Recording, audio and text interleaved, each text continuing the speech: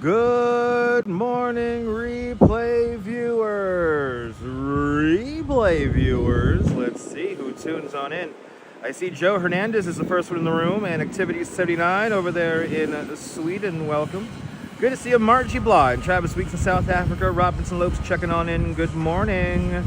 And Carol 813. Good to see you. Good to see you, Robert T. And Shelby checking on in from Las Vegas. Welcome. Good to see you, Tom Venkin. Welcome. And Dave down there in the great state of Georgia. Good to see you, Mrs. Metalhead Warrior, up there in the Pelhams.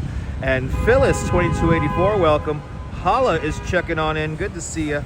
Good to see you, Susan Ingalls. Good to see everybody, people. Good morning. Shall we do a tour of Central Park? If you're new to the broadcast, let me know where you're watching. Tell us where you're watching from. Let me give you a shout out. Good morning there, Sally Skipaco and One Man's Wish. Welcome. Good to see you, Mr. Metalhead Warrior. Welcome. I hope Jax is all cuddled up nice, taking a nap on this chilly morning. Good to see everybody, people. We have not done a proper tour of Central Park in a very long time. And this is truly tour time. It's 9:15 Eastern time. And this is when I normally do my tour. So you guys at home get to do a classic Central Park walking tour. Let's do it. Good to see you, Tinker Girl. Welcome. Good morning. He's still snoring. Nice. I wish I was still snoring. Joe Hernandez checking on in from where it's nice and warm in Orlando, Florida. Well, it's like 65 degrees over there or something like that. Or it's 50 degrees. It's a cold down there. Anyway, Tom Venkin checking on in from Belgium. I have taken many a Belgium person around Central Park, walking and on bike. But this is literally going to be a live New York City live walking tour. Or virtual. I like virtual tour. Anyway, good to see you. If you're new to the broadcast, that's the way you watch from. Let me give you a shout out. 63 people watching. Bloody hell, only 24 likes. We're not even batting 50%. It's going to be 85 today. That's too warm. Make it like 80 and I'll like it. 85, I'm going to the fucking beach. Shit. Let's go to Deltona Beach. Fuck Daytona. I want to go to Deltona. Or maybe Cocoa Beach. Cocoa Beach has a nice vibe. Anyway, let's go to the beach if you're in Florida. Good to see you, Kirk, out there in Detroit. Welcome. Are you drinking for me this morning? Shout out to everybody drinking for me this morning. Awesome. When will I have I had Swedish people on my tour many times. Many times. I got you on my tour right now. But you're more than welcome, Margie. You're more than welcome. It's going to be a beautiful tour today. The park should be looking absolutely gorgeous. The tour is not going to begin until we get to, let's do 60 likes. So let's get to 60, everyone. 30 more likes and we can get going here. Hit the like button. It's free. And if you're new to the broadcast, tell me where you're watching from. Let me give you a shout out. You good? Are you ghost? You ghost? Good morning, ladies and gentlemen. Good to see you, Wurlitz. Welcome. And Chala. Did I miss anybody? Good to see everybody. Welcome. We got to break out the live stream. Gloves today. It's cold. 37 degrees Fahrenheit. While we warm up the audience and the tour. Good morning. As you see, got the hood on. We got the polar bear hat on this morning. So we are all ready. We are all ready to tour Central Park. I hope everyone's having a great morning.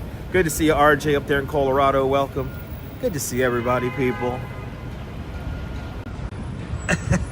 We have not done a proper tour of Central Park in like months. So we're going to do that today. We're going to see almost all the major landmarks of the park. And yeah, and you'll see, you name it, we're going to see it. We're probably going to see it. The only things we're not going to see today are the Harlem Mere, the Conservatory Garden. We never get a good signal on the Great Lawn. But yeah, we're gonna take a little. And yes, I am keeping my battery packs warm with me, Hala. Yes, yes, indeed. Everything has to stay warm. Actually, just thanks for reminding me, Hala. I gotta plug in the. I didn't last night. I did not charge my chat phone, so I'm gonna plug in the chat phone. It's down to 38%. There it goes. Thanks for hitting that love to hit the like button. Ooh, love, hit the like button. Anyway. Da-da-da-da-da-da. Catherine, good to see you up there in Cardiff. Welcome.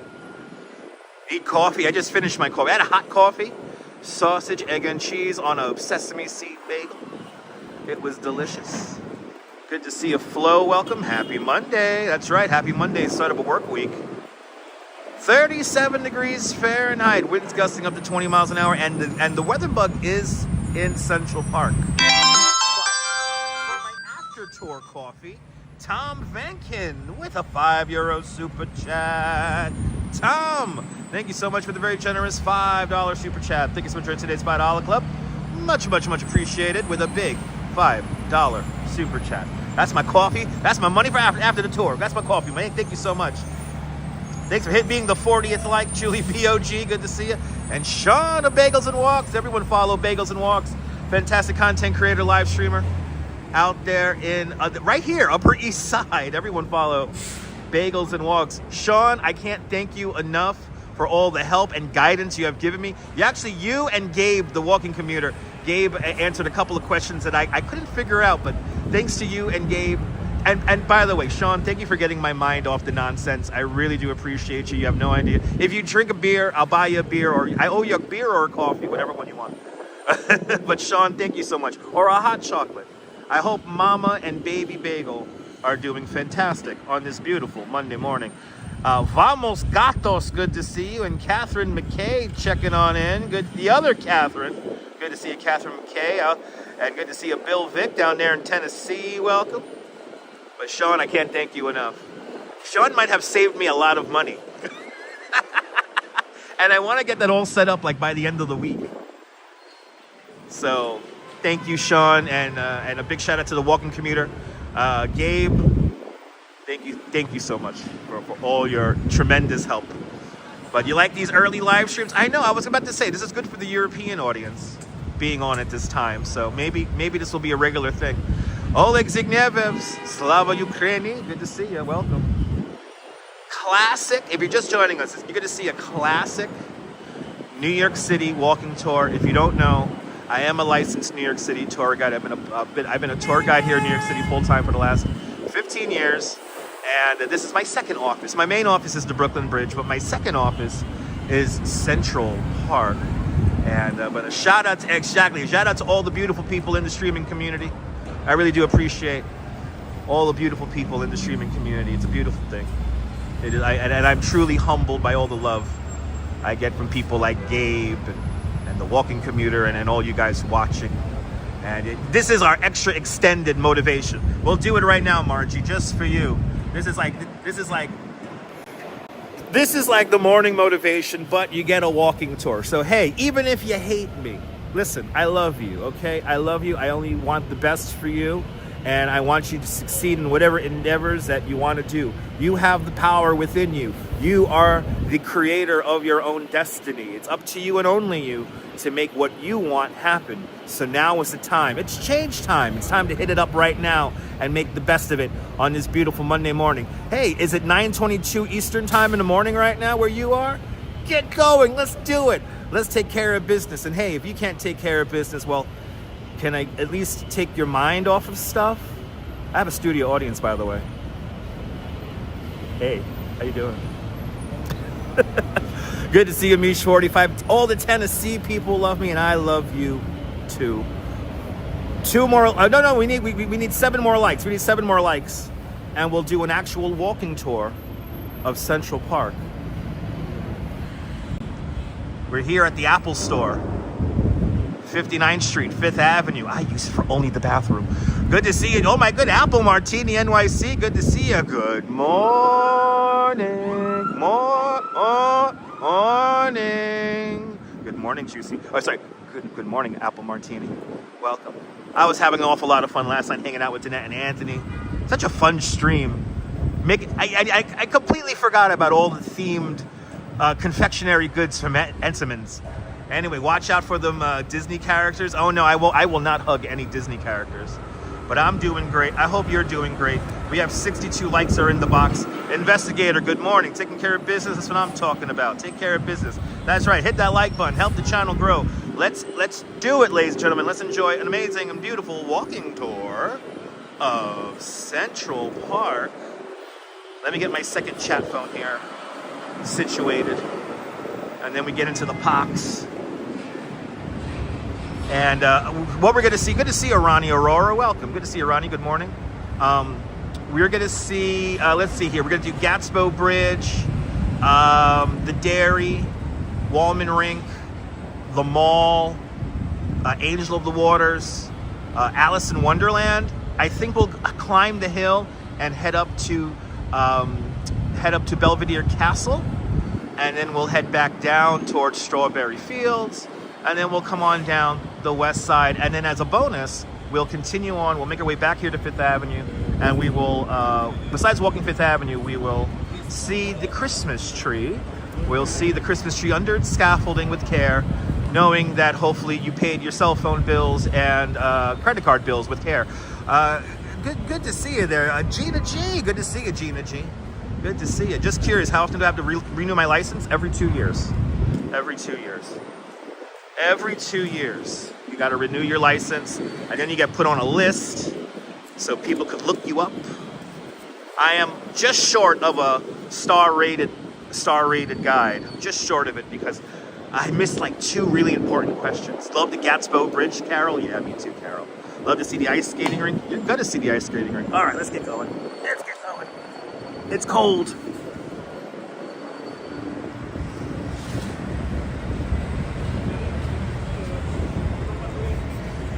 I'm getting too comfy sitting down.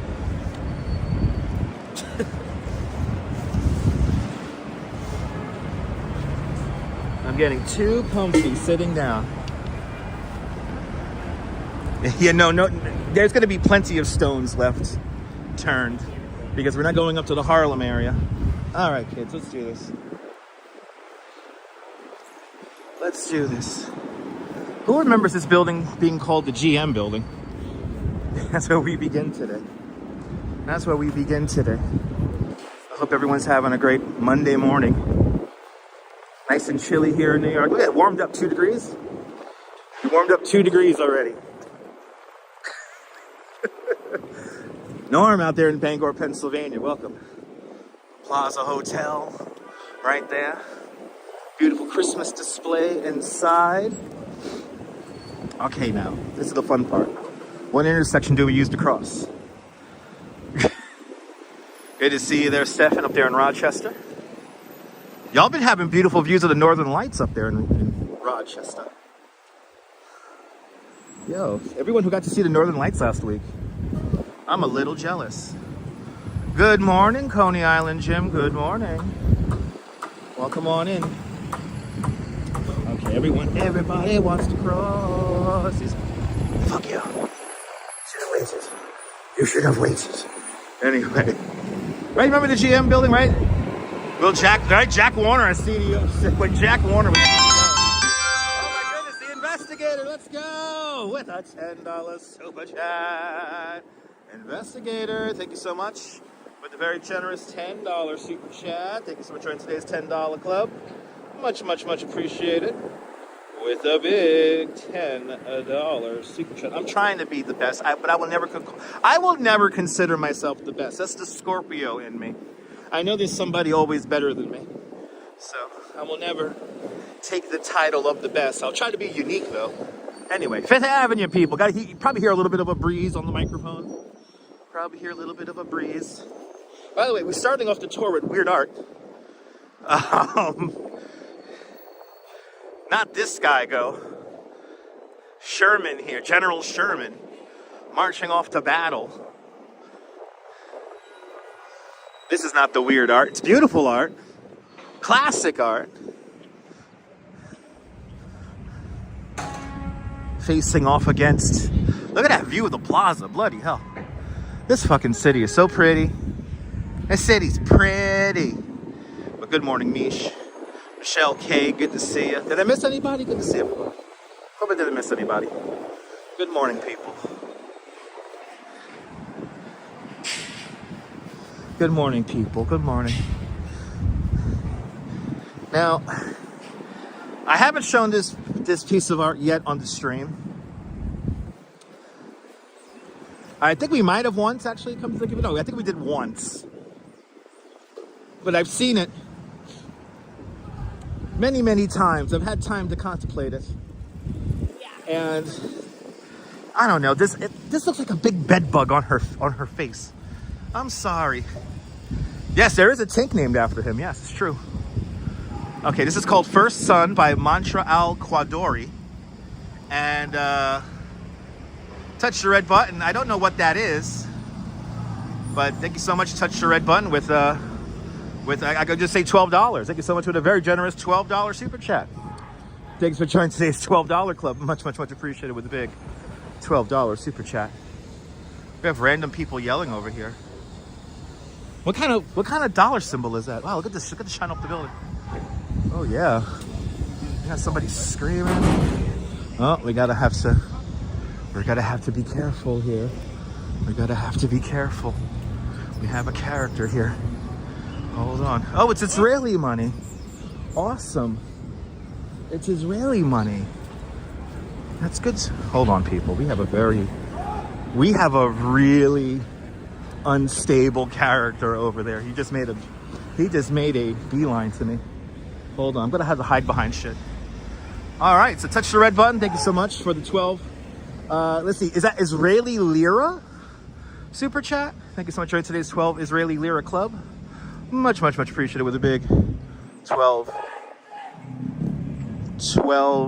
Israeli, right? It's lira or shekel. Sorry, that's right. It's a shekel. So thank you so much for the very generous 12 shekel. So I am really sorry. Touch the red button. I'm a little distracted by this character who's just walking around screaming, hitting shit. He kind of made a beeline for me for a moment there. Wow, shit, the tour's starting off strong. Bloody hell. Thank you so much for the 12 shekels. Thank you so much for joining today's 12 shekel club.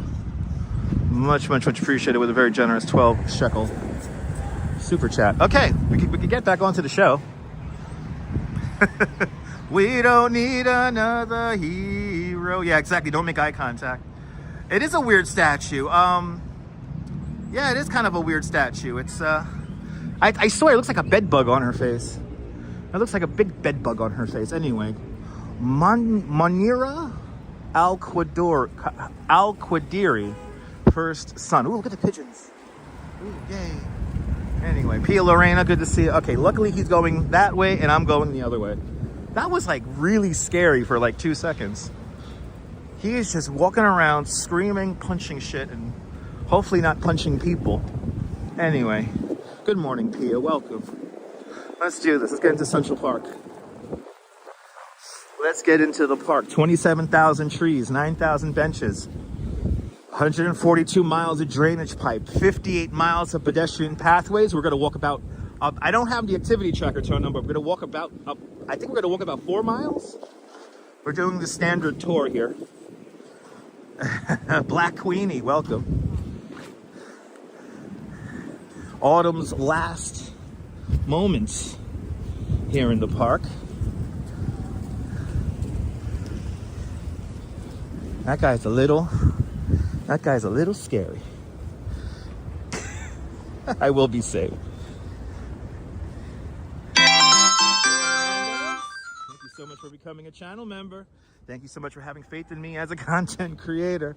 Thank you so much for becoming one of us. One of us. Gooba gaba, one of us. One of us, Joe, one of us. Appreciate it. Can you hear him? He's screaming all the way over there. Holy shit. Albert Fazzoli, buongiorno Italy. Buongiorno. Joe Hernandez, appreciate it. Thank you so much. Welcome to the family. Now see, I know the Gatsbo Bridge is like right down there, but we're gonna like take like the scenic view there. So we could talk and I could intro you guys about the park here. Actually, what we'll do is, watch, I'm gonna do what I learned when the gates were here. You could loop around the paths and have a continuous view as you go along. Good to see you, Mason Edens, welcome. So off in the distance, the very famous Gatsbo Bridge. The Gatsbo Bridge is the second version of that bridge, built over that body of water. This is called the Pond. No special name, it's just called the Pond. The first Gatsbo Bridge was made out of wood. Opened up when this section of the park opened up in 1858, and it burned down 2 years later, or like a year later. I think it's 1859 they built the Gatsbo Bridge. And yeah, good morning there, Neil, up there in Center Street. Don't work too hard. Ethan, this is not early. It's only 9:30. No, early is like 4 in the morning.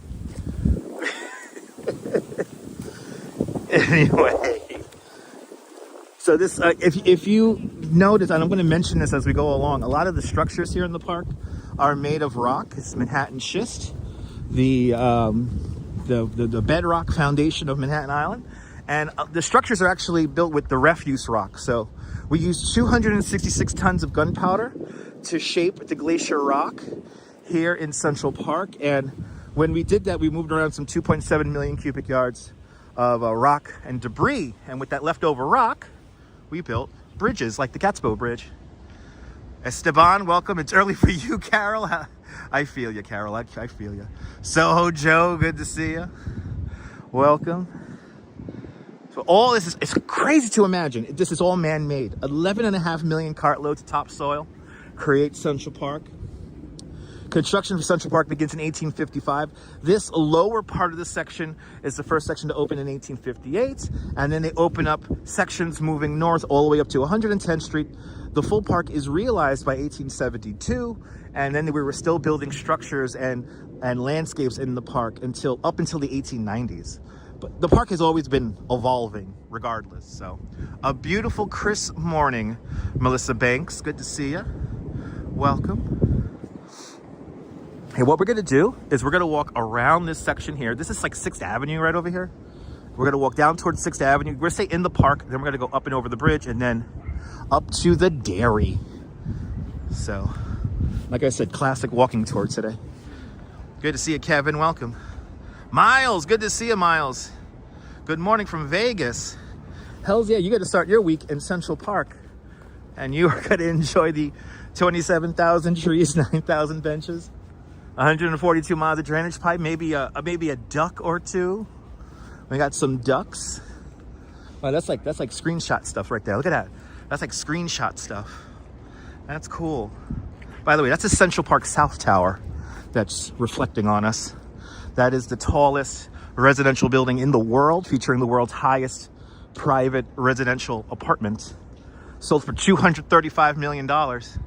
Then further down on Billionaires Row, you have this building right here. This is 111 West 57th Street, also known as the Steinway Tower.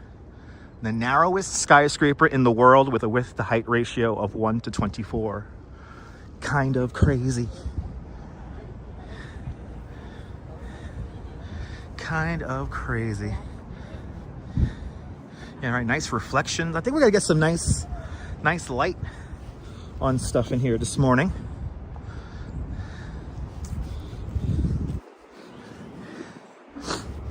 Well, let's enjoy the morning here. Yeah. Let's get to 100 likes. 151 people watching. Come on, guys. Can we do 125 likes? Let me know you're enjoying the broadcast. And if you're new to the broadcast, let me know where you're watching from. Let me give you a shout out.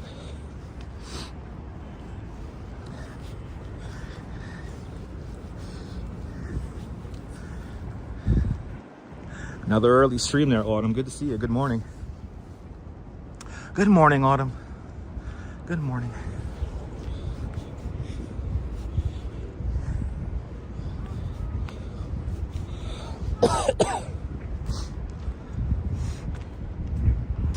Good to see you, Mullen. Am I streaming the Thanksgiving Day Parade? Nah, there's enough people streaming that. I don't stream the Thanksgiving Day Parade. So yeah, no. I'll be watching that if I'm not working, because I like to work on Thanksgiving. If I'm not working, I'll be watching the parade at home. Trish Mack, good to see you. Admir Music, welcome. R. Mike, welcome. 90 degrees in Santiago today. Holy cow. That's hot. No, thank you. Let's go to the beach. Pia, let's go to the beach. That's right. Hit the like button. That's right, Joe. That's right.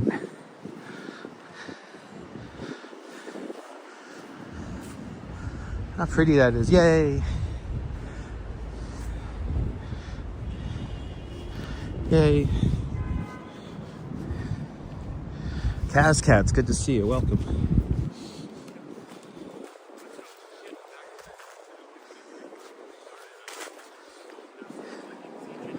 Good morning. You see, these morning live streams really play better to the European audience. You can't actually do it. Yeah, because there's churn. And a lot of you guys watch me in Europe. I appreciate that. We just hit 100 likes. Let's go. Let's see here. 432 Park Avenue is plagued with thousands of little cracks. Oh, did that video come in your feed there, Neil? Yeah. Yeah, that's a video that's very popular on YouTube right now about all the little cracks in the 432 Park Avenue.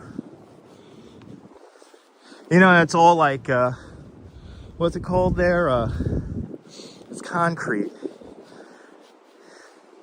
It's that reinforced concrete shit. The scene reminds you of the Pigeon Lady, Mike? Mike, the Pigeon Lady scene was filmed like right here by the Gatsbo Bridge. Enjoying the scenery. Nice.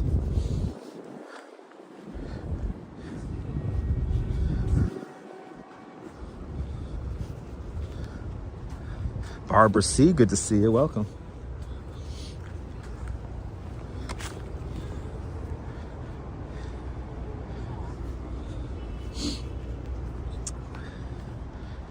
That's right. That's right, Joe. That's right. It's very true. You put on Santa's good list if you hit that like button.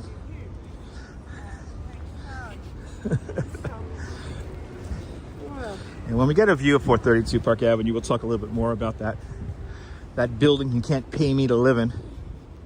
And I've actually visited that building a few years back. Well, a long time ago now. Like 2016, I visited that building. Had a friend, he retired at 36 years old. He was in real estate. And he made enough sales that by 36, he retired, and now he's living somewhere in Florida. I think it's the Miami area. Yeah, I'm on early, Kaz. I'm on early. Not really. I don't have a schedule. So I'm not on early. I'm on now.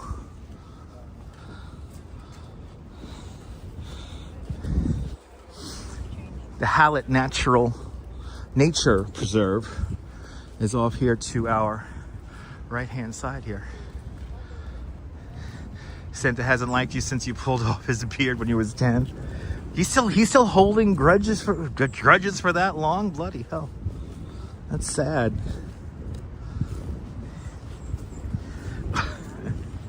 Santa's still holding 10-year grudges there. Or 20-year grudges, or 30-year grudges, whatever the hell it is. Bloody hell. Oh, Santa don't forget. We all know that saying, right? Santa doesn't forget.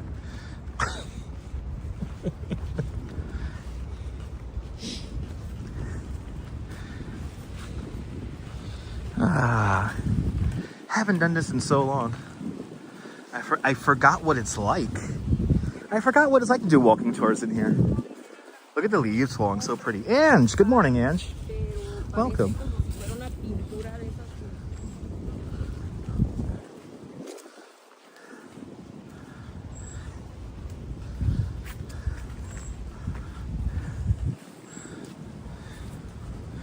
How pretty the sky is. That's so nice. Lopez, good morning.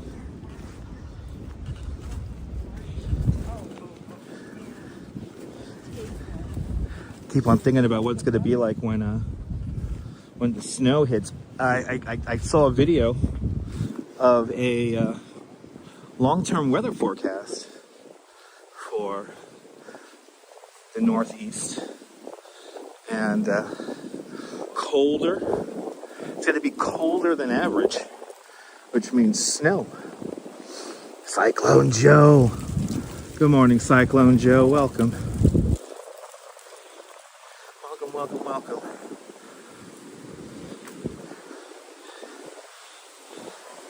You hear the wind? A little windy out here today. So sorry about the wind noise.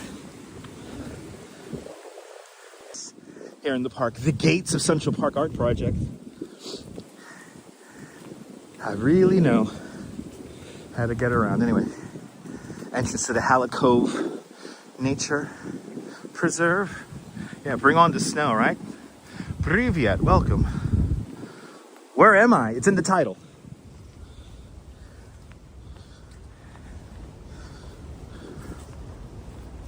Wallman Rink off to our left-hand side. Looks like it just opened up. Melissa, good to see you. Thanksgiving will be moderate temperatures. Buttering out very cold. Yeah, I know. Are you Melissa Banks? Are you a meteorologist? For real? That's awesome. Did you see that long-term outlook? I think it was the European model saying that at least the first couple of weeks of December are going to be really cold. Like really cold. Like, oh my God, what the hell's going on cold? Did you see that shit? Did you see it? Let me know. I have no problem walking around Central Park talking about weather to a fellow meteorologist. I wanted to be a meteorologist so bad. I wanted to be one so bad. In my younger days.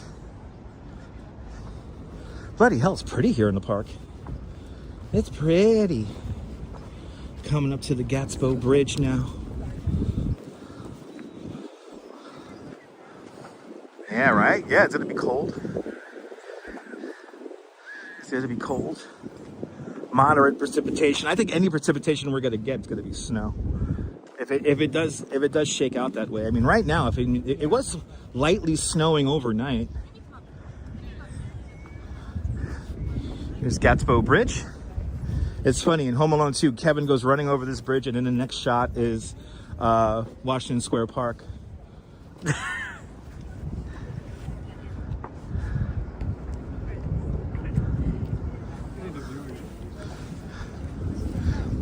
Lopez, with that response, you will not follow? Okay. I mean, Lopez, I'm not forcing you to watch my video, Lopez. I'm literally narrating everywhere where I am right now, as well as the title of the video has our overall location as well. So I really don't appreciate that disrespect, Lopez. But if you're not going to follow anymore, I'll do you a favor. Want me to do you a favor, Lopez? I'll do you a favor.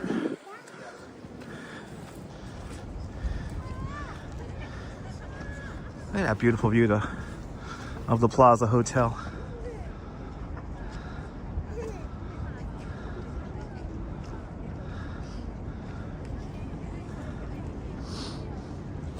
Did somebody moderate? Don't moderate the room, guys. I'm gonna do you a favor, Lopez. Are you upset with me, Lopez, for my answer? Anyway. Yeah, no, December's gonna be really cold. Moderate temperatures. So any kind of precipitation we're gonna get, it's gonna be snow. Oh, we got a cop car coming up here.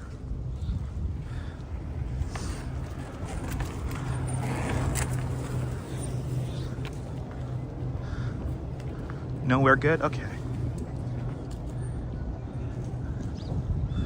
What do you mean by nowhere good, Lopez? What do you mean by that? Anyway, gonna be hearing there's gonna have a snowstorm in the early, what? Like in the early 90s. Yeah, maybe Cyclone Joe. I'm getting a little sidetracked here, unfortunately. You like my channel? But you said with that answer that you're not gonna follow. So what is it? I don't like being disrespected, you know what I'm saying?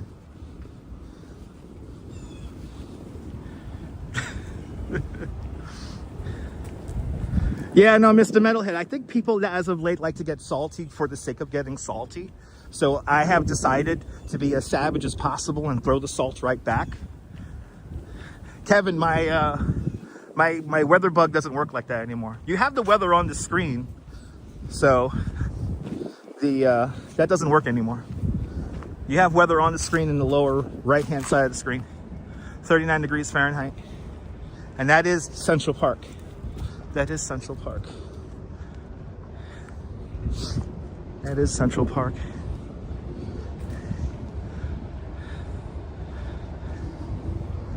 Anyway, we're getting sidetracked. I don't want to get sidetracked. It's too beautiful in the park here.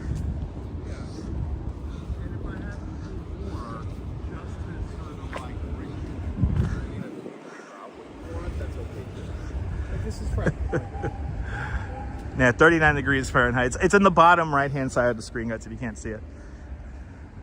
Winds are gusting up to 20 miles an hour. Good morning, Maria Wall. Good morning. Welcome. Good morning. Here it is, the dairy coming up to our right-hand side here. The dairy, as the name suggests, this is where you used to buy various dairy products. This building was completed in 1873, 1872, 1873. And it was designed by Calvert Vaux. Olmsted and Vaux, the Hall and Oates of landscape architecture. Frederick Law Olmsted, he directs the trees here in Central Park. Calvert Vaux, he creates the infrastructure and a lot of the buildings and bridges here in the park. Like the dairy right out in front of us. The dairy operated for just barely 20 years until there was a listeria scare in the 1890s. But when this dairy first opens up, it is truly a bucolic landscape here. If you could imagine, in the foreground here, there would have been cows grazing. And mind you, the cows did not provide the milk or anything like that. They were just there for visual beauty, which is really cool. The dairy recently had a makeover, so the whole dairy has been refurbished. Looks beautiful inside. It is the Central Park gift shop today. And if you want to smell like Central Park, you can. The official Central Park perfume could be found inside of the dairy. And what is the official smell of Central Park? Lilac. Lilac is the official smell. The dairy, everyone, right there. And then we get a great view here. Billionaires Row. Look at this, where all the money's at. This is where everyone's waking up here. Hey, can any of you guys up there in Billionaires Row, like, can you guys like sponsor a trip to Japan or something like that? That'll be awesome. The second tallest building in all of New York City is right there. This is the Central Park South Tower, also known as the Nordstrom Tower. Features the world's highest private residence, which is right up there. The rest is all mechanical floors, but right up there is your residence. It sold for $235 million. It also has the world's private, the world's highest private terrace, which is that little nudge right out there. It's really cool. Like if you ever visit Top of the Rock, it almost feels like you have to look up at that apartment. But the one that really intrigues me, the one that everybody wants to live in, is this building right here. This is 220 Central Park South. 220 Central Park South. Sting lives in that building. He bought an apartment in there for like $47 million. But this building is going to have the most expensive residence in all of New York City. The penthouse apartment, which is, by the way, it's evidently still under construction. Because I just looked it up. It is still under construction. The apartment directly underneath it did sell for an undisclosed amount, and a lot of the people who live in here, a lot of quiet money, a lot of people who don't want to publicize the fact that they live in that building, but it's a very, very exclusive building. The only building along Billionaires Row that completely sold out before the building was completed. All the other buildings are still empty to a certain degree.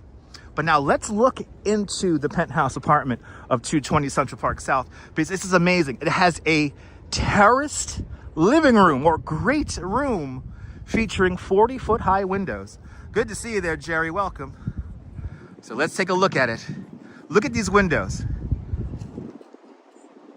There's two sets of 20-foot windows or something like that, or it's 40 feet in total is the exposure there on the top. But the living room has like a balcony, And the balcony looks over that. And then you see those little balconies on the corner there? Those are the bedrooms. You do have bedrooms facing north, south, east, and west. And it's evidently still under construction. They're going to have lots of bells and whistles in that thing. It's going to be the apartment that everybody wants to live in. Now, the one underneath it, that is occupied. I don't know who lives in there, though. But further down the building, Sting bought an apartment in here. He's probably the most famous person in that building. The view is ridiculous. Bob Kolb, good to see you. I don't know if I would want to live up there that high. That's the thing. But listen, it's nice. It's nice. It's nice. And then there is the Central Park South Tower right there. And then right here, good to see a taxi cab, welcome. And then there is the narrowest skyscraper in the world, 111 West 57th Street, or the Steinway Tower. The lobby of this building and a lot of the amenities of this building are in the former Steinway Piano Company store or showroom at the base. This building is so narrow, 1:24 width to height ratio. It has 3 openings to allow wind to pass through it, and it also has a tuned mass damper. This building has a tuned mass damper. This building has a tuned mass damper. This building has a tuned mass damper. This building does not. This building was built correctly. Anyway, it's nice and heavy, that building. That's why everyone wants to live in it. And then the most controversial one is right over here, 432 Park Avenue. This is this one right here. 432 Park Avenue, the first skyscraper along Billionaires Row. Now featuring cracks in the cement. The building sways quite a bit. I got to visit that building. Can't pay me to live in it. But apartments range in price anywhere from like $30 to $40 million, all the way up to around a little over $100 million. And the penthouse sold back in the day for like, I think it was 85 million, something like that. So 432 Park Avenue. You can't pay me to live in there.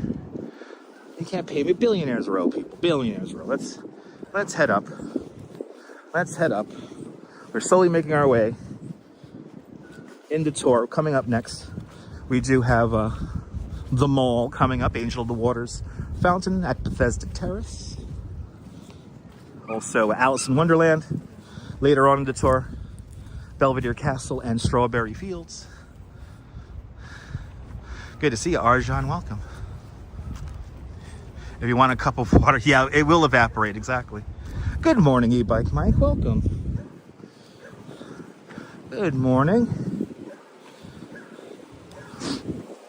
In front of us, recently restored, the Chess and Checkers house is right here in front of us. And in warmer months during spring and summertime, you could borrow a chess or checkers board for free. Here at the Chess and Checkers house. It was built in 1955, and this replaces the first formal play area here in Central Park. When Central Park first opens up, it's kind of amazing. It has no areas for children to play. You came here to scintillate, if you will, with nature, convene with nature. So right here, where the Chess and Checkers house is built today, there used to be a big outcropping of rock. It had some handholds in it, and it was called Kid Mountain. Yes, if you were a child in the 1860s, 1870s, all you got to play on was a rock. So, Kid Mountain didn't last for too long, evidently. I think it only lasted till the 1890s. Then they got rid of the handholds, and it just became a rock. Anyway, Torkel, good morning, Torkel. Welcome. It is peaceful out here, Margie. Absolutely. It is impressive. Oh, do you like this, Mike? Mike, this is like a classic walking tour. People pay money for this. Good to see you there. MW, welcome. Here's a great view, close-up view of the dairy right here. That's a nice close-up view of the dairy. Now I'm going to show you something that not a lot of tour guides show you. I'm going to show you in physical form. Why is Central Park a rectangle? I will tell you that in a few moments. If you're new to the broadcast, let us know where you're watching from. Let me give you a shout out. James, welcome. Good morning.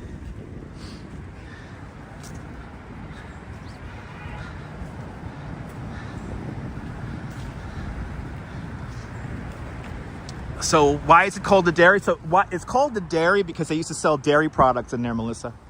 They used to sell dairy products of all different shapes and sizes, so like milks and cheeses and stuff like that. And when this first opened, when we were on the other side of the building, there's like a lawn, and they used to have cows graze on there. And the cows did not provide any milk, did not do any work. They were just there merely for visual factor. So it's pretty cool. Shout out to everyone watching in Europe. Thanks for hitting that like button, appreciate it. Good to see you, Beverly Smith, welcome. Now, why is Central Park a rectangle? I'm gonna tell you about this in a bit. Oh yeah, Mr. Metalhead, they already have them out. I know people are gonna, you know, I'm already being analyzed on a situation that just happened, so you know that. Anyway, good to see you, Big T, welcome. Good to see you.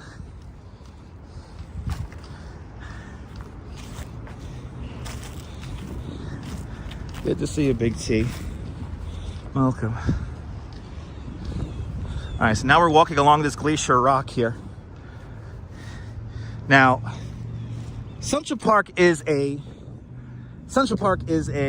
rectangle because of the 1811 grid. In 1811, John Randall Jr. created the grid of Manhattan. It's a grid of streets we all know and love, north of Houston Street, going all the way up to 155th Street.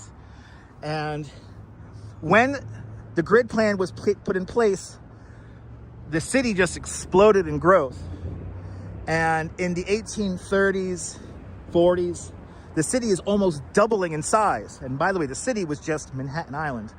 So as the city began to grow north, we started realizing that we needed a proper place to get away from the city. The waterfronts were not exactly beautiful, bucolic places with bike lanes on them.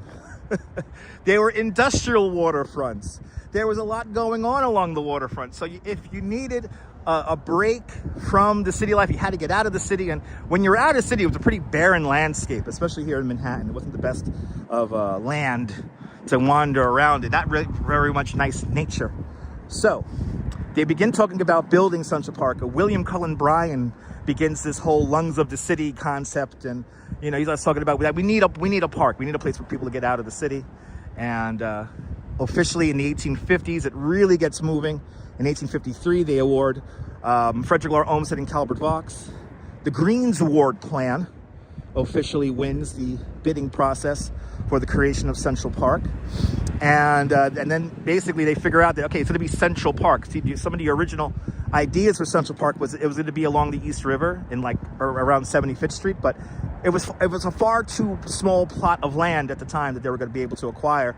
So we acquired this area in the middle of the island, which was fairly barren, you know, a lot of rocky bogs and swamps and stuff, not really great land to grow anything on. But this was the most desirable land because it was just cheap.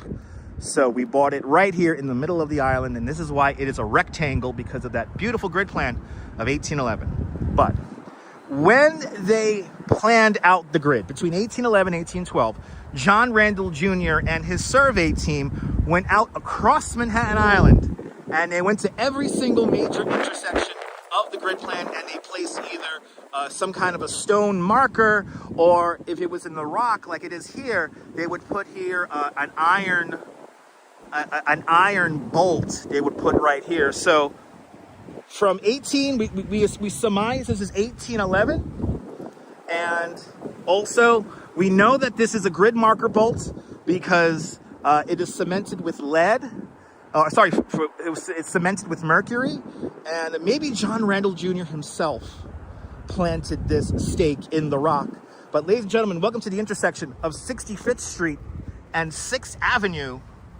This is the last grid marker bolt right there, and you see you got the mercury, and this is and it's obviously it's been chopped off, but this is the very last grid marker bolt in the whole city of New York. There's supposedly another one up in Harlem, but that one's kind of hard to get to. But 65th Street and 6th Avenue, and we know that this is 6th Avenue because we can look straight down 6th Avenue from here. Let's zoom in. There it is. There's 6th Avenue. Right there. 65th Street, 6th Avenue. Either 1811 or 1812, that stake was placed there. So before the park. It's pretty cool. Let's catch up with the chat. Gil Moore, welcome. Boa noite, Brazil. Boa noite, Brazil. I should open my own tour company. I work with 2 different companies, Melissa. I'm an independent contractor, so I work with 2 different companies, giving walking and bicycle tours here. I haven't given a walking tour here in Central Park in quite some time, so I said today, let's take advantage. Let's do a walking tour in Central Park. We haven't done one in a while. More than welcome, Big T. So now we enter one of the most famous, one of the most photographed places in the world. It's also the only straight pathway in all of Central Park. This is the mall. We enter here at the southern end of the mall, Literary Walk. Off in the distance to our left-hand side is going to be William Shakespeare. And right here in front of us is Christopher Columbus. Right there. Are the tour helicopters already starting up? Bloody hell. Ooh, the only straight pathway in all of Central Park.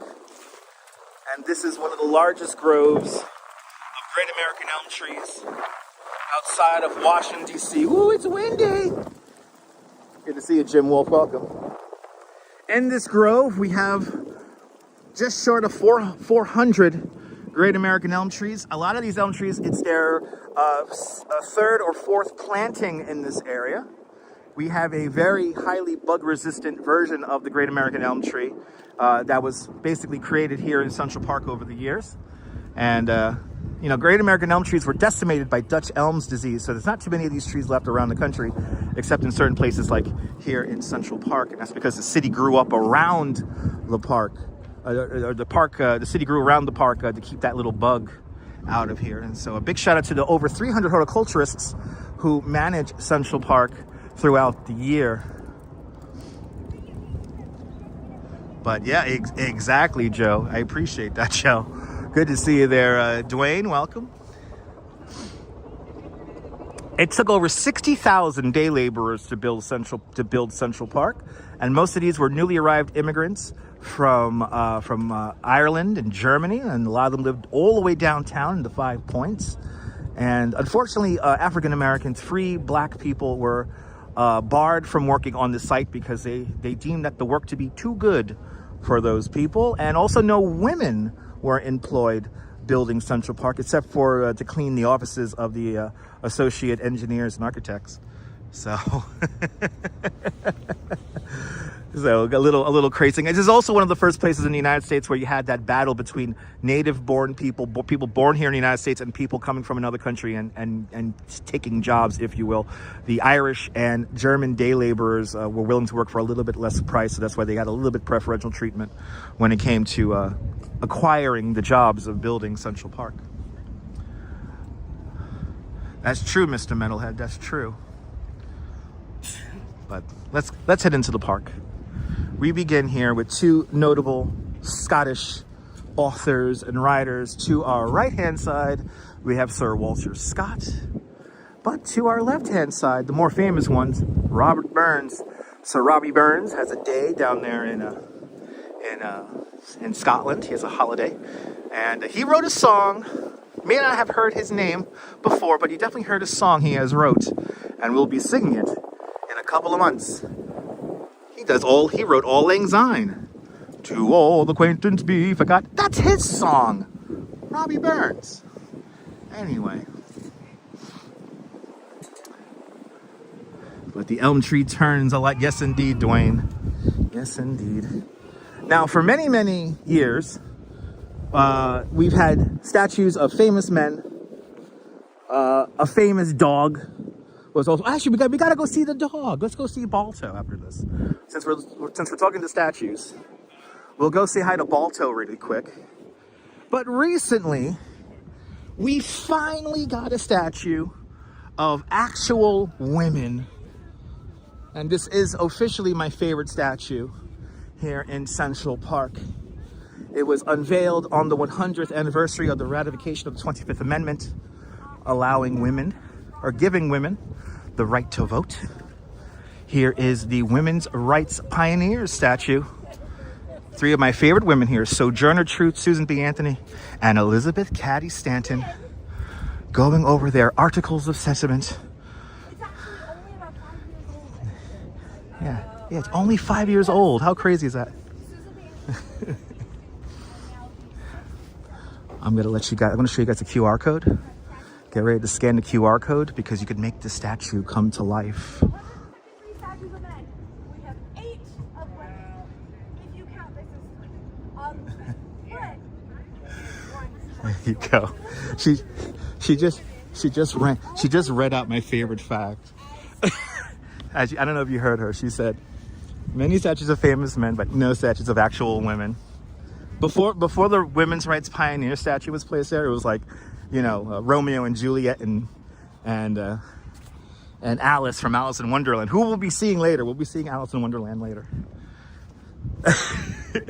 That tour guide's in full tour guide mode, and I love it.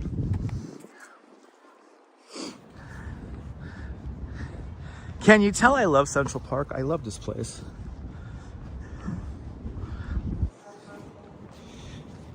This is my second office. Now, one of my favorite pictures, and unfortunately I don't have it ready to go for the live stream today, but when Central Park was being completed, Frederick Lahr Olmsted, Calvert Vaux, and all the other main engineers and architects took a group photo, and they took it right here. This is the Willowdale Arch.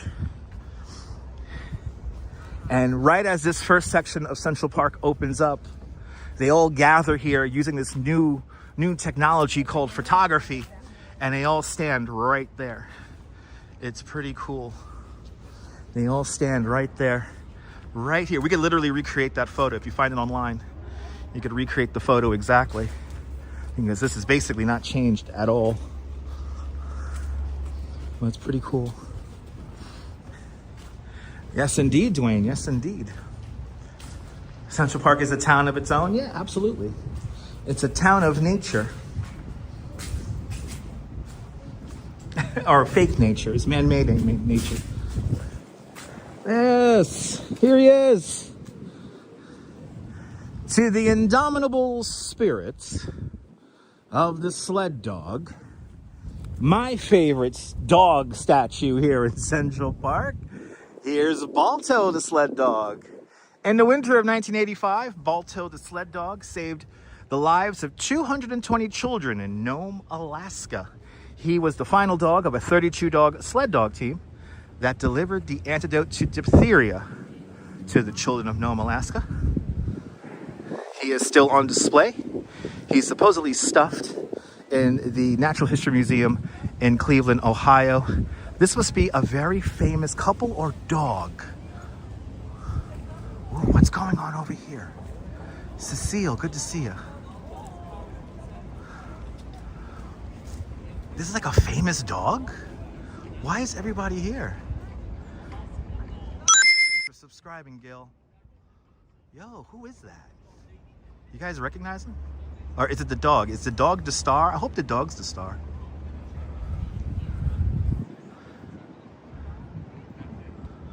Good to see you, Deb. Good morning. And good afternoon. Yeah. Oh, is this like some famous guy? It's the guy who's famous? Who is that? Anyway. Let me know in the comments. But here he is, Balto the sled dog. Balto was here. They created the statue about 10 months after Balto saved those children's lives. And when they unveiled the statue, Balto stood right there, right next to it. They're coming over here. They're doing like a, what are they doing here? Who are these people? Okay, we'll get out of their way. They want to go see Balto. We'll let the famous people see Balto. Is it one of those Instagram interview guys? Maybe. But he has like multiple cameras though. He seems like a big deal. Anyway, we'll give him, I like to give people their space in Central Park. You know, if you ever come on a walking tour with me in Central Park, I do give you moments to like linger and just stare and like meditate. But like and subscribe, hit the like button. Maybe tap the tip jar, tip the tour guide if you can. It helps pay for this nonsensical show that we do. Let's head back onto the lawn. Oh, sorry, let's head back onto the mall. And let's go say hello to the Angel of the Waters fountain. I always say, if you're going to see celebrities here in Central Park, it's going to be the morning. If you're going to see famous people, it's going to be in the morning. So just a heads up on that. I met Sting here in the park. I met, who else? James Corden. I saw here jogging in the park. Yeah. Tommy Dance. Good to see you, Tommy. Yo, Tommy Dance came down here. How you doing, Tommy?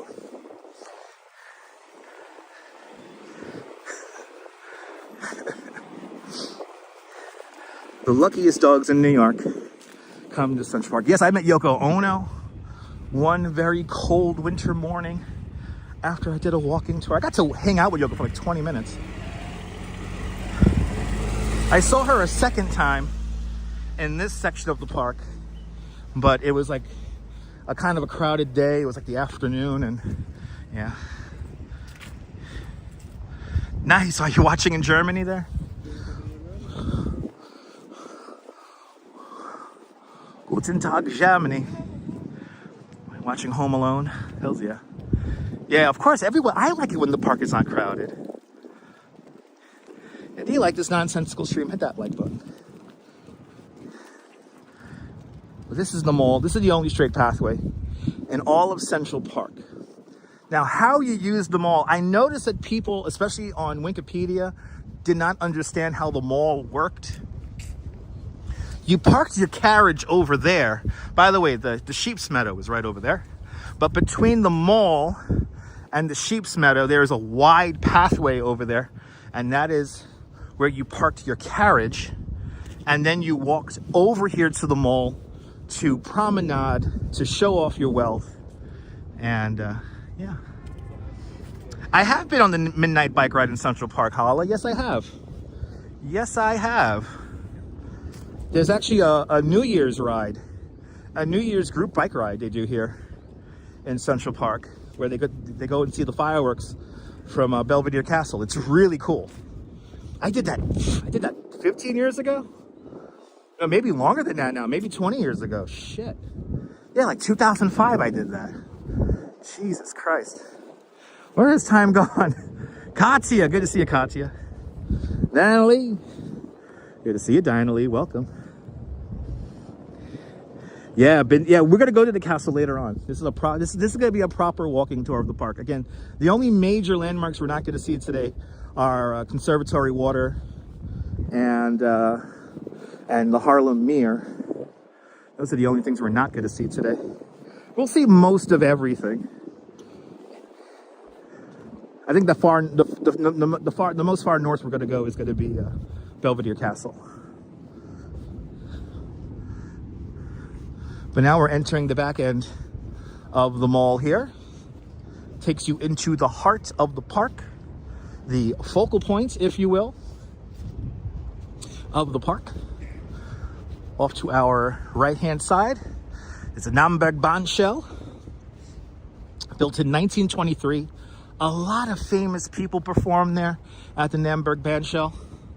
You know, in the 60s, the Grateful Dead, Bob Dylan, Jimi Hendrix, they all like jammed out on that stage over there, amongst many others. But my favorite memory actually happened in April of 2020, when the New York Philharmonic did a spontaneous concert there right as COVID was getting terrible.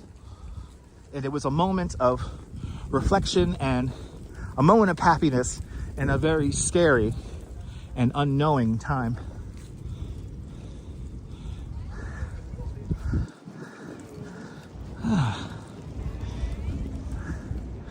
Yes, the Namberg Bandshell.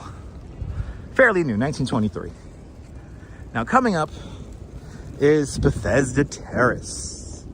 Bethesda Terrace celebrates the 4 seasons of the year. And I will show you how it tells the story of the seasons. Because after all, I am a licensed New York City tour guide. We're going to do Bethesda Terrace in 2 movements. We'll first see the view from the terrace itself. I'll talk about Angel the Waters Fountain, and then I'll begin to describe the stairway and landscape. Because after all, this is a walking tour. Let's get to 200 likes. Come on, guys, you can hit that like button. It's free. It's free. You're getting a tour of Central Park. You loving this live? We haven't done, Maria, you know, we haven't done a proper walking tour of Central Park in a very long time.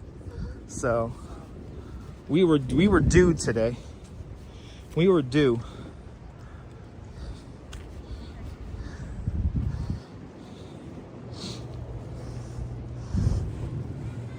We were due to do this.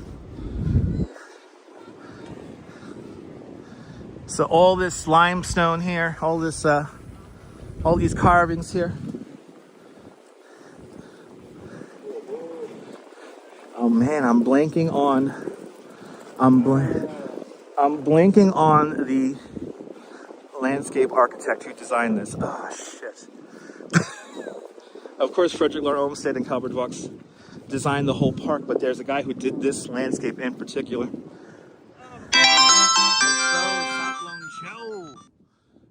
Bloody hell, Cyclone Joe with a $50 super chat. Cyclone Joe, that's how much this tour costs. So Cyclone Joe, thank you so much with the very generous $50 super chat. Thank you so much for joining today's $50 club. Much, much, much appreciated with a big $50 super chat. Much appreciated there, Joe. That's how much this tour costs. Thank you. I'm gonna look it up. What is his name?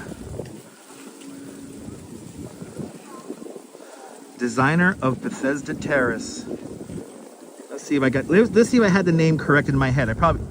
Oh, that's right. This is Jacob Ray Mould, everybody. Jacob Ray Mould designs this landscape here in 1871. And he was basically, when Frederick Lahr Olmsted and Calvert Vaux needed like stone to be like carved, or they needed like a signature look to anything, they always looked to Jacob Ray Mould for inspiration. And this entire landscape is his kind of masterpiece here, celebrating the 4 seasons of the year. The main focal point, Angel of the Waters Fountain. Angel of the Waters Fountain was created to commemorate the Croton Aqueduct system, the first freshwater system for the city of New York. All the water features, or almost all the water features, except for the Harlem Mere, but most of the water features here in Central Park are fed from that Croton Aqueduct system. In fact, right behind the Angel of the Waters Fountain is the lake, simply called the lake. So the lake there filled up with New York City tap water.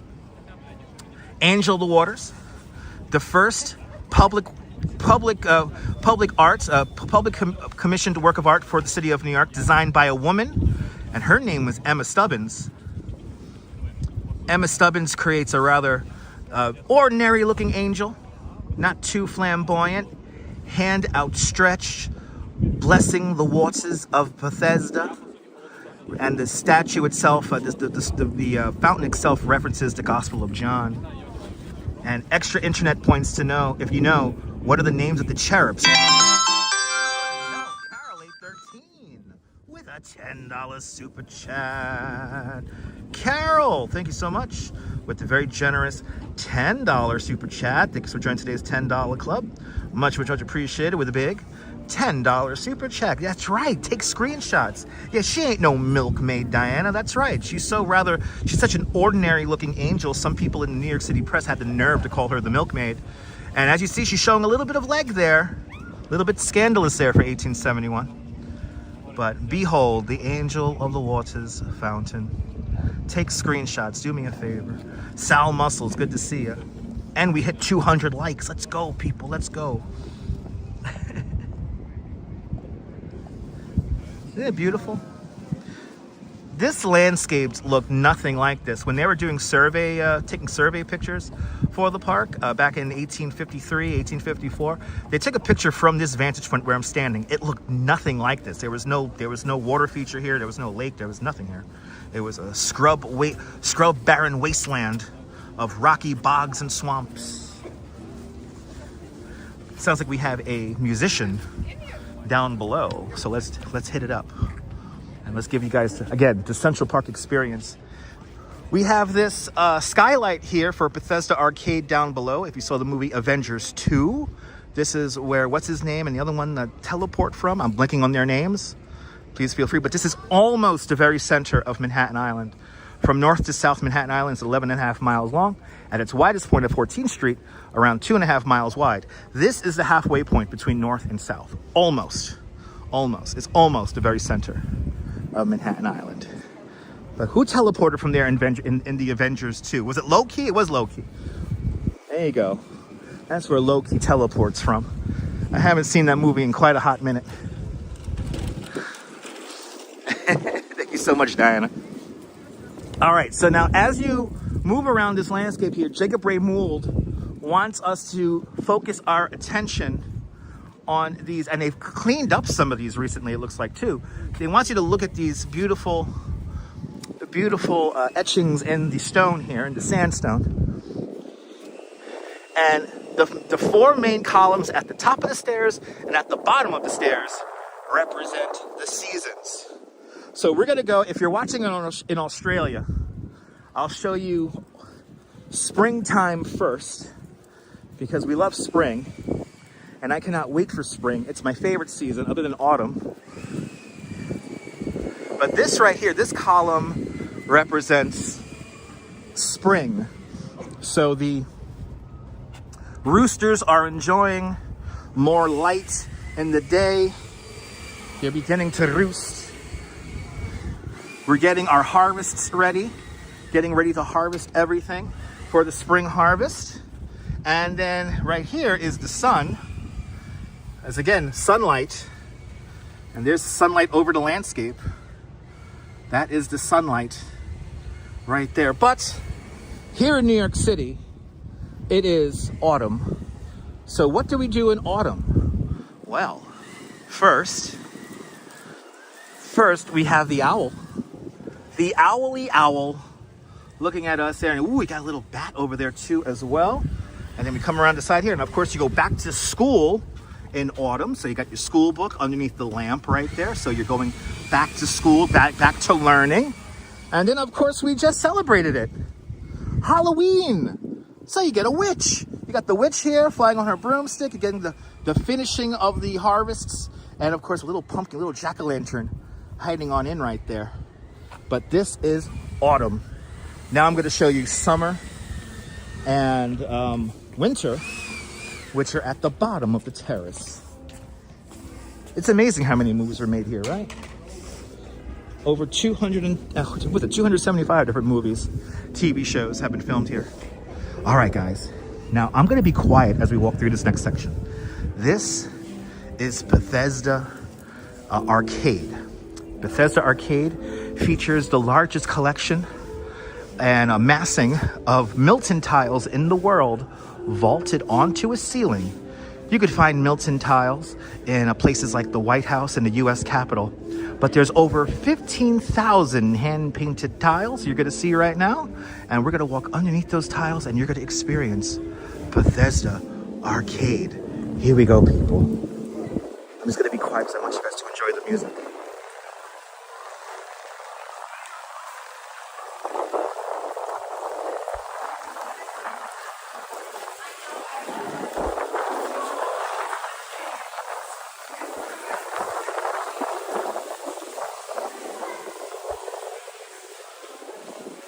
And of course, the musician is taking a break. Whenever they play music in here, it gives us such an awesome vibe. We just missed the music.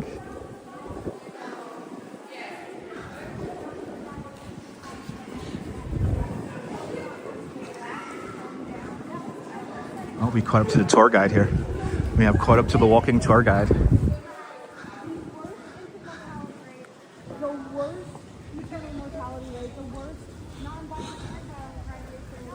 tour guide. That tour guide is in full swing right now. I fucking love it. So now we're gonna get an up-close look at Angel of the Waters here at Bethesda Terrace. Isn't this beautiful, Catherine? You know, when they filmed Gilded Age here, it was incredible. They cut off half of the park just to put up like green screens and shit. It was pretty extensive. Now, obviously, the fountain is shut off because the water could freeze. We used to leave the fountain turned on back in the day, but of course the fountain is made of copper, so we completely destroyed the fountain here. So we don't keep it turned on during the winter anymore. The Bryant Park fountain stays on during the winter time because that is stone, so that doesn't get damaged. But there it is, Angel of the Waters. Angel of the Waters, there she is. Having a beautiful day here in the greatest park in the world, Central Park. You're more than welcome, photos. Good to see you.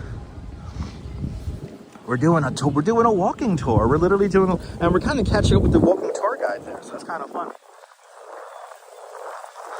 That's right, taxi cab. That's right. Good to see you. A tip could come in many forms. You can subscribe to the channel. You can hit the like button on the video. Give a super chat or PayPal is all much appreciated. Got a presentation coming up at 12. Oh, it's helping you de-stress? Hells yeah. Good luck with the presentation photos. Good luck with that, man. Good luck. Good luck. We still got about another 2 hours to go here in our tour today. We're going to make our way now to Alice in Wonderland and the Conservatory Waters. We'll head up to Belvedere Castle and Shakespeare Garden. And then we'll head down to Strawberry Fields. All coming up next on this walking tour of Central Park. Nice. Look at that wind. Ooh, it's windy. Let's go.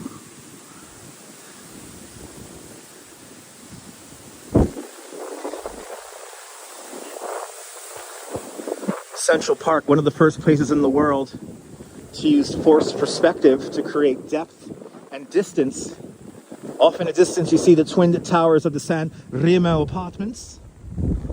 As we look across the lake,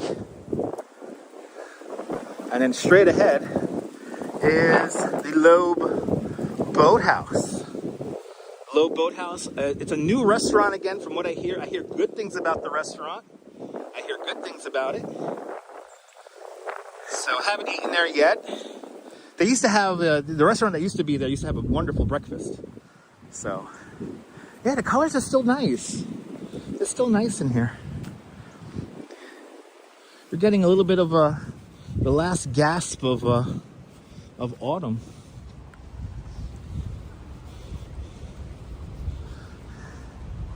Jazz Dog. Good to see you, Jazz Dog. Welcome. Welcome to Central Park.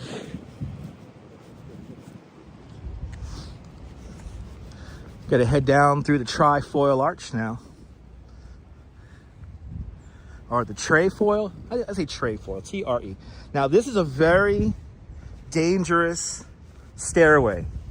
I have had guests on my walking tour slip and fall right here, so I always take extra caution when coming down the Trefoil Arch here.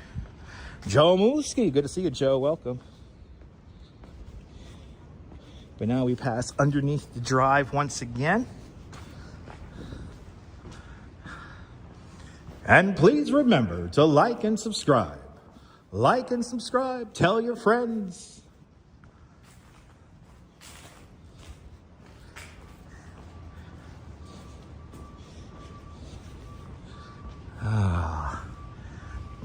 There was an episode of Blue Bloods where they filmed it like right here. They run back and forth, and they use the little section we're going to walk down right now. Bonsoir, bienvenue, Nebul. Everybody follow Nebul. Fantastic live streamer content creator from the south of France. See what it's like in the Bay of Saint-Tropez with Nebul.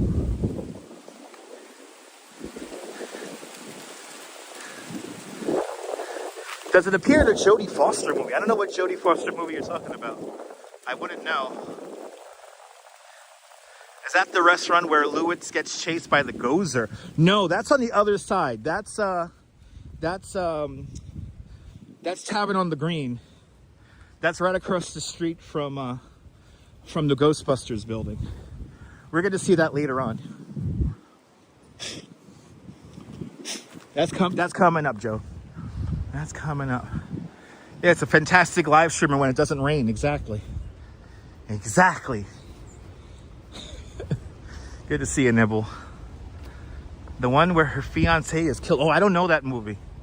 Oh, I don't know that movie. Unfortunately, I don't know that movie. A lot of films have been filmed in here, so I haven't seen all of them. I'll have to see New York City on the big screen or the TV. Me too. Me too. Hey, look who it is. It's Hans. It's Hans Christian Andersen, everybody. And so, let everyone take pictures here. Oh, we got a sailboat out here. Yay, let's go. Oh, yeah, look at this. He's sailing. Yo. I haven't seen a sailboat here in the autumn in the longest. Yo, look at the sailboat. You let some kids here take some pictures with Hans Christian Andersen here. Let's enjoy the sailboat here. In the movie Stuart Little 2, this is where we have the yacht race. This is the conservatory water. But a lot of people like to call this the model boat pond. Nebul, I am not lost in Central Park. I don't think I can get lost in Central Park, to be honest. I don't think I can. But that's cool. I wonder if you could rent the boats today. I think they got the boat rental going right now. So I think we could rent boats. Good morning, Leela. Welcome. Yeah, we gotta say hello to Hans Christian Andersen. I gotta do my thing. I gotta show you my good luck charm. I'm gonna show you my good luck charm. But here he is, Hans Christian Andersen. This is during the summertime. They read children's stories here. But here's Hans Christian Andersen reading The Ugly Duck to a Little Duck right here. Now, for good luck, this is what I want you to do. Jeff, good to see you. Yeah, that is the boat rental, right? You tap the duck on the head 3 times. You tap the duck on the head 3 times, and then you rub Hans Christian Andersen's nose, and there you go. 5 years, good luck. You see, he's reading The Ugly Duckling as they look out onto the conservatory water. Now, it's a shame I don't know who created Hans Christian Andersen. I always forget what year he was created. I want to say in the 1920s, maybe 1930s. I've never seen the boat rental place operational. Let's walk past it. I have never seen it operational out here in the open. It's usually inside that little boathouse over there. But I've never seen it ever in the autumn. So this is a first for me. And I've been working here in Central Park for 15 years. So, yeah, that's why his nose has less color on it. It's shine. It got a nice patina on it.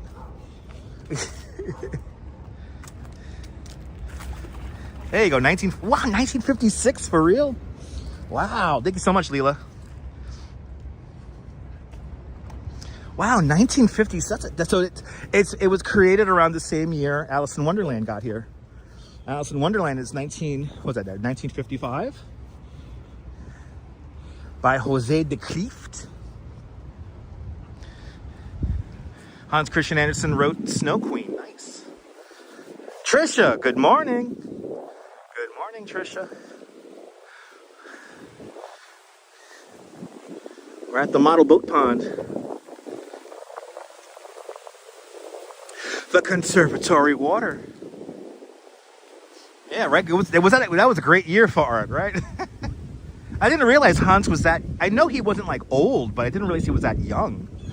You know, young is like 1950s for me.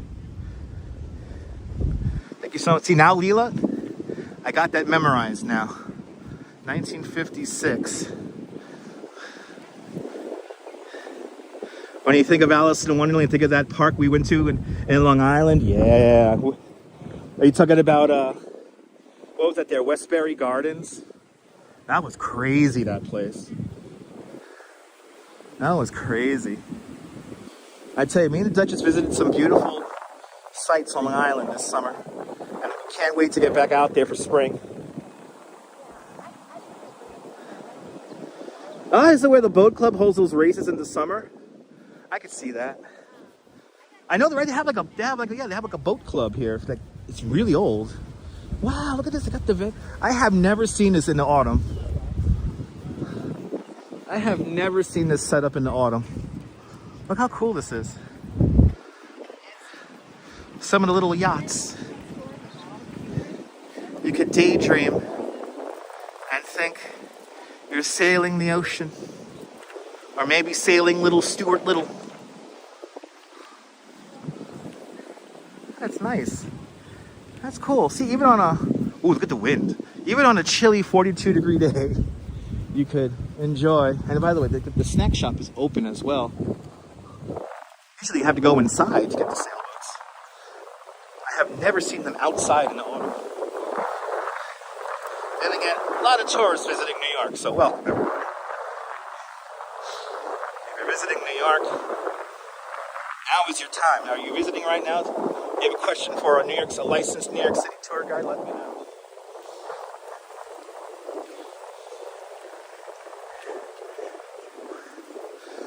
$27,000 trees, 9,000 benches, 142 miles of drainage pipe, 11.5 million cartloads of topsoil, creating the supposed natural landscape that is Central Park. Maybe a Rupert Lake cruise, maybe. Wow, Alice has company. Right, perfect day to catch the last day of the foliage, right? It's all gonna blow off today, right? That's it. After today, it's all gonna blow off. After today, that's it. It's done. Here it is. From 1955, Jose de Kreeft creates the beautiful Alice in Wonderland statue here. This is officially called the Margarita Delacorte Memorial. This was a donation by George Delacorte. George Delacorte, the founder of Dell Publishing. He is the one who pretty much brings the Shakespeare in the Park into a proper theater. He calls Robert Moses' bluff. And he says, oh, okay, you want a theater? All right. And he is the one who creates the theater. Now, I have seen new reports where people are like, it was designed to climb. I still wouldn't recommend climbing this thing. But Alice is holding court. Okay, really quickly. For good luck, this is George Delacorte right here. He plays the role of the Mad Hatter.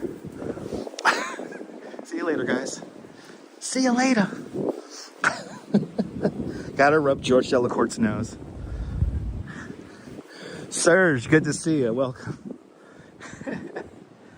It's pretty, right, Diana? It's a pretty morning to do the tour. Now, that entire statue was cast in separate pieces out in Red Hook, Brooklyn. And then it was field welded to create one piece here in Central Park. It was field welded. Pretty cool. Alice in Wonderland. She always holds court. Probably one of my favorite statues when it snows. She looks so pretty in the snow. And I hope that somebody restarts a tradition of putting the little scarf around the cat's neck. I haven't seen a scarf on a cat's neck in a very long time. I wonder if tourists... Anyway. Jazz Dog with a £2 super chat. Jazz Dog, thank you so much with the very generous £2 super chat. Thanks for joining today's £2 club. Much, much, much appreciated. With a big £2 super chat. Thank you so much, Jazz Dog. Good to see you. Appreciate that. We have almost hit our live stream goal for the day, so thank you guys. Look at this lucky dog. That is a lucky dog right there. Blends in with the landscape perfectly. How pretty that is. You know, photography was a very new form when they were creating Central Park. Central Park is probably one of the most photographed places in the entire world. You know, as they were building Central Park, they were taking lots before and after photographs. I know a bunch of photographers were employed at some moments during the construction to document it. It's pretty cool.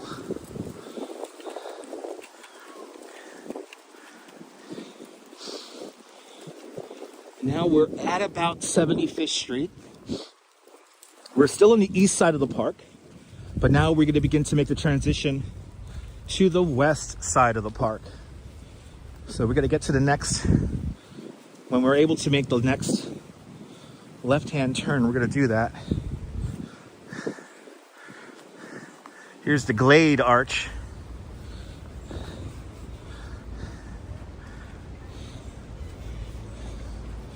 It's also nice that there's no automobile traffic in the park except for on the traverses. Let's go, Jeff, with a $5 super chat. Jeff, thank you so much with the very generous $5 super chat. Thank you so much for joining today's $5 club. Much, much, much appreciated. With a big $5 super chat.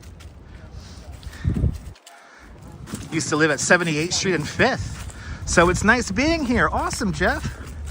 Jeff, I hope I'm able to bring back a memory or two for you. That is my job. And since we are getting ever closer to the goal, I guess we will now add in. We'll do, let's do the Obelisk. Let's do Cleopatra's Needle, and then we'll make our way up. We'll make our way up to Belvedere Castle on this windy ass day. Yeah, I hope I bring it back a memory for you, Jeff. You're more than welcome, man. I'm glad you're enjoying the tour. Thank you so much for that very generous $5 super chat. Much appreciated.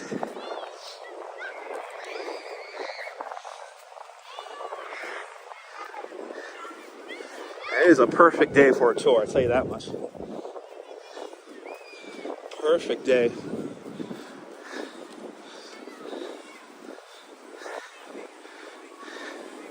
Right, imagine New York City without Central Park. Time in Vermont. And Diana Lee with a £10 super chat. Diana Lee, thank you so much with a very generous £10 super chat. Thank you so much for joining today's £10 club. Much, much, much appreciated. With a big £10 super chat. Much appreciated. Dave in Bangor, Maine. Good to see ya. Welcome.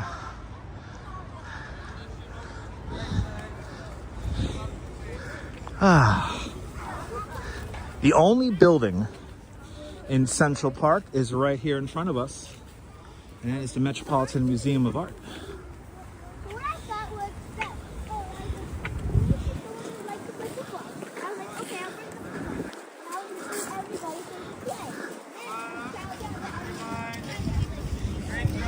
Metropolitan Museum of Art has over 60,000 pieces of art dating back to the ancient Egyptian era all the way up to something modern like a Jackson Pollock or an Andy Warhol. They could all be found in the Metropolitan Museum of Art. Most people simply know it as the Met. And without Central Park, right, without Central Park, we would have Seneca Village. That is true. Actually, when we come onto the other side of Belvedere Castle, I'll talk a little bit about Seneca Village. That's another area we're not going to see. So let's, we have a map here, so I can show you guys what we have done so far. We started way down here. We made our way up here. We did a little loop. We came down, we came around the Hallett Nature Sanctuary, over the Gatsbo Bridge, Wallman Rink, Chess and Checkers House, the dairy. Then we came up through here, the mall. We said hello to Balto really quick. All the way up here, Angel of the Waters. We came along here, Trefoil Arch, down to the Conservatory Water, Hans Christian Andersen, Alice in Wonderland, made our way through the Glade Arch, and now we are here at the Metropolitan Museum of Art. Now what we're going to do is walk underneath the Grey Wake Arch to the Cleopatra's Needle, then we'll come back. There you go. And Mrs. Metalhead Warrior with a $10 super chat. Mrs. Metalhead Warrior, thank you so much with the very generous $10 super chat. Thank you for joining today's $10 club. Much appreciated with a big $10 super chat. You're more than welcome for making your workday go by. That's my job. And we have hit our goal for the day. Thank you guys so much for helping me do these streams. The more times we hit this goal, the more live streams you get. That's how it works. And also, we just read up the second connection has officially been read up. So thank you guys so much for helping me pay off the second connection. Ian Moon, welcome. Central Park is looking lovely as always. Yes, indeed. Often, you can see behind the trees there is Cleopatra's Needle, simply known as the Obelisk. That is the oldest object in any New York City park. And we'll talk about it as we get closer. Oh, Jay, you're more than welcome, Jay. Thank you, Maria. But good to see you, Jay Strolls. Everyone follow Jay Strolls. Fantastic content creator from San Antonio, Texas. See San Antonio, Texas with Jay Strolls. Give him a big follow. And don't forget to like and subscribe. Like and subscribe. Sky does look beautiful. Sky does look beautiful.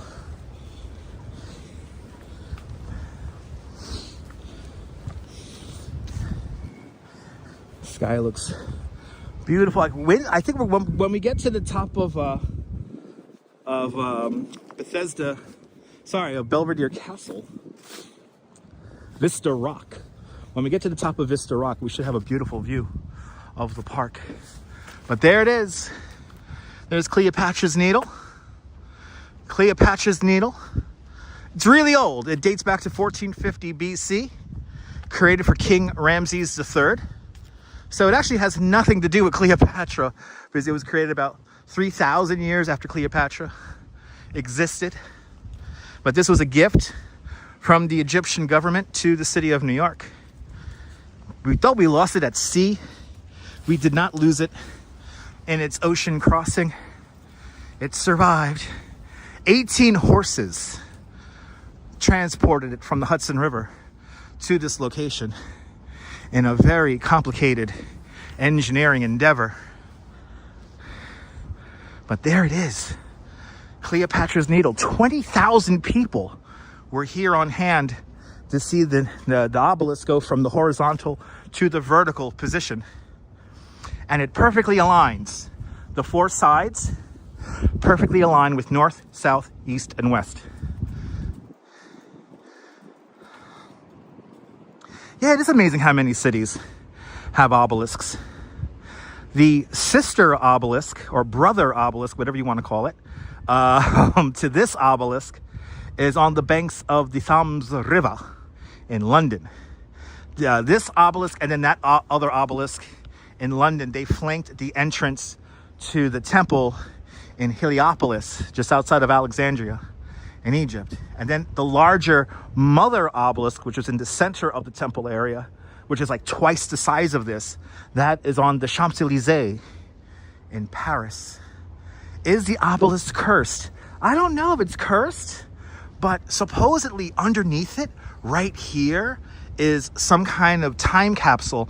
And the only way to get to the time capsule is you have to move this thing or destroy it or something like that. So, so is it cursed? Maybe. Here's what the obelisk, this is what the obelisk says. And it's the same on all four sides. I'll let you guys take a look at it. And maybe stop the video if you want to read it.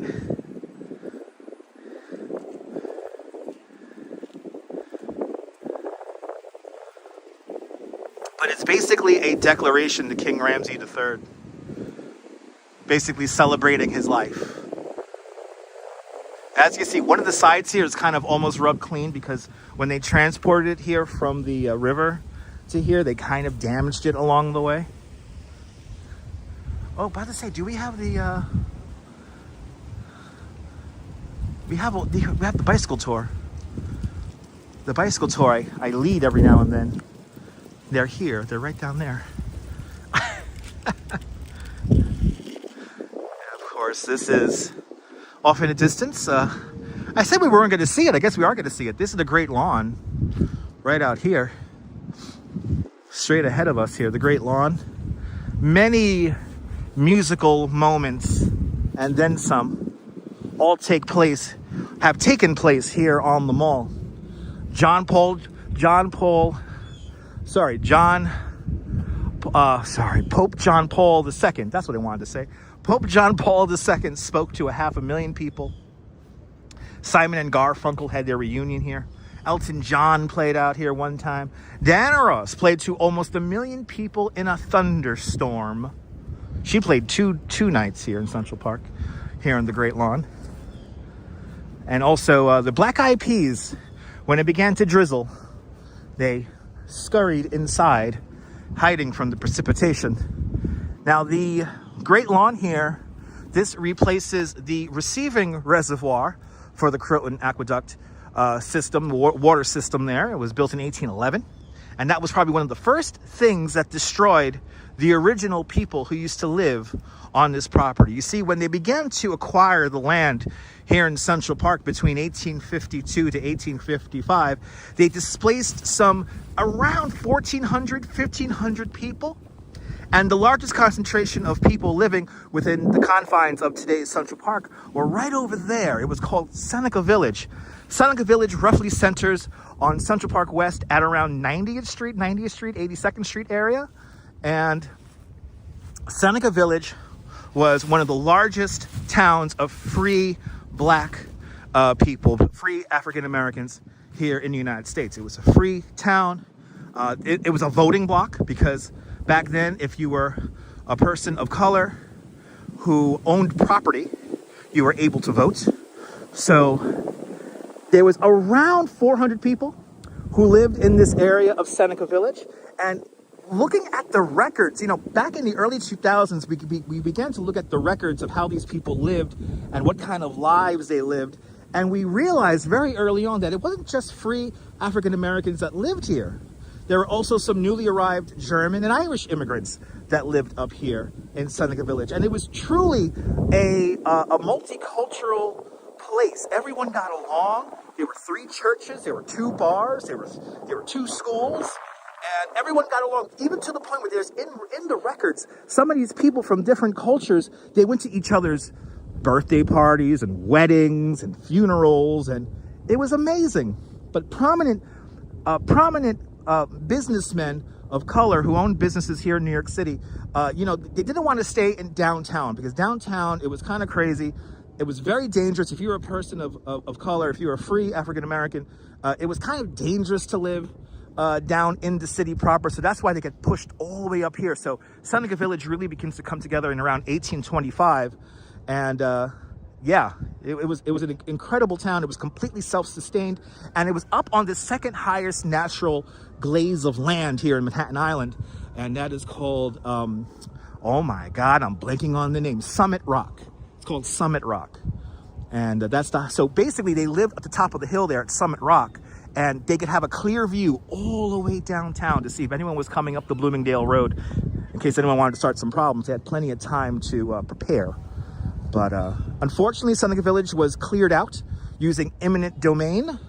Some of the words in the press completely lied about pretty much all the people that lived in the confines of Central Park. They were not squatters. They paid property taxes. They paid and owned their land. They did not squat on the land, as the New York Times famously said in one of their news articles. But unfortunately, eminent domain clears everybody out. There is literally nothing left of Seneca Village. Back in 2003 and 2007, we did archaeological digs and literally found nothing, just little pieces of like pipes and pottery and stuff like that. So it's quite sad.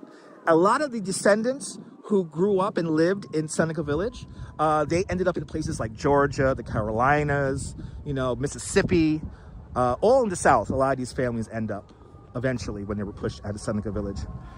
But Lewis Murphy, I'm glad you're enjoying the tour. Hit the thumbs up.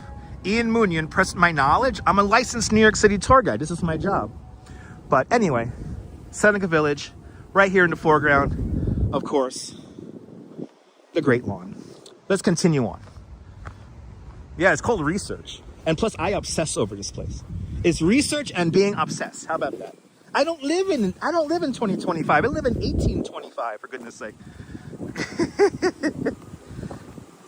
And by the way, I am condensing a lot.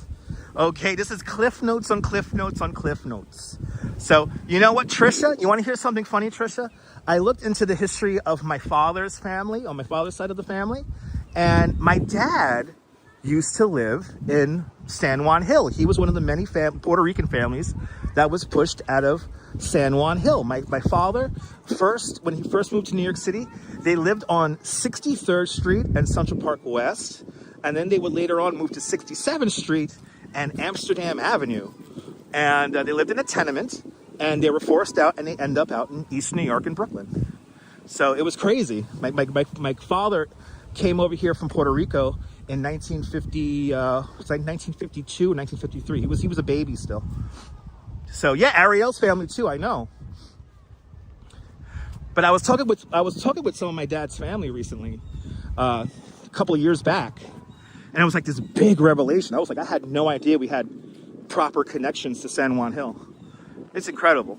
But who knows? Maybe Ariel's family and my family knew each other back in the day.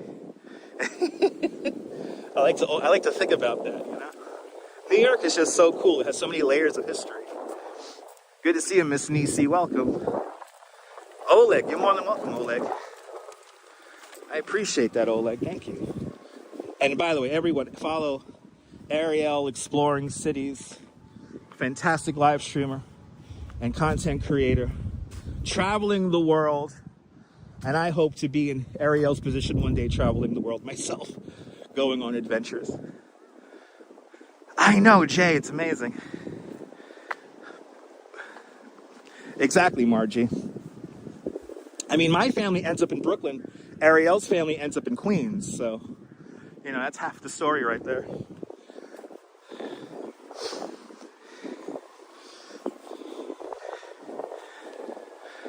Oh, it's so nice out here today. It's so nice. We'll talk about this statue here in a moment. That's King Jagiello of Poland. We'll talk about him in a second. First, we'll take a look upon this body of water. Now, this is the remnants of the receiving reservoir for what is today the Jacqueline Kennedy Onassis Reservoir, the main reservoir, which is still here. But this was a smaller retaining body of water here. And now it's called the Turtle Pond. Turtle Pond looks out. The Natural History Museum is right back over there. Look at these colors of the trees. Absolutely gorgeous. Wow, it's pretty out here today. Let's just take this in. Wow. Look at that. Beautiful, beautiful, beautiful, beautiful trees. Wow. And it's windy as hell. Natural History Museum right over there. And then we have King Jagiello of Poland. Now, why is there a statue of the King of Poland here in Central Park? It has a crazy story. You're looking at an artifact from the 1939-1940 World's Fair. And at the Polish Pavilion, you had this beautiful statue on display. Now, unfortunately, between between the 2 years of that World's Fair, Poland is invaded by Germany. So unfortunately, Poland ceased to exist for that second year of the 1940 fair. So after the World's Fair, they moved the statue temporarily to this location right here. And the idea was that when Poland was going to be its own sovereign country again, they would returned the statue back to Warsaw because that was its original intention. It never got to do that, and the Polish government gifts the statue to the city of New York, and it's been here ever since. So do you like this weather, King Jagiello? Hold your swords up high. There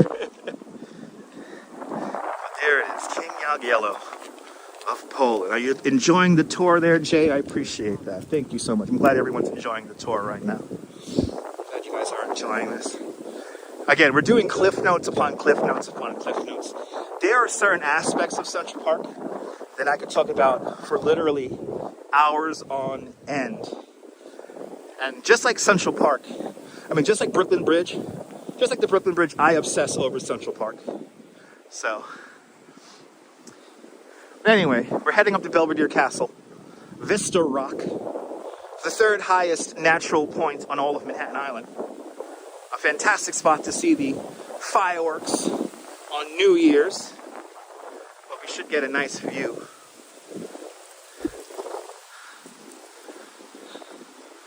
Making our way up here. Making our way up here.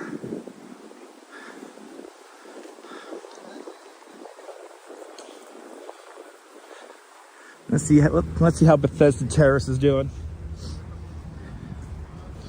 As we make our way up to Bethesda Terrace, I just want to remind everyone that me, myself, and I am not the most important person doing the live stream, as well as viewers individually are not the most important people on this live stream. It's all of us collectively as the hive mind and community watching this live stream. That is the most important part and aspect of this whole tour and all of the live streams that I do. I do these live streams for the people who can't, for the people who can't make it out here to New York City for various reasons, for maybe people who can't walk a couple of thousand steps. I do these for you. So please, pretty please with sugar on top. Don't make the live stream about yourself. But, oh, we have some birders. Oh, we have some birders. We have some birders. What do we got here? Oh, we got some action. Yes. I love it. I love it. I love it. Good to see a viewfinder. Welcome.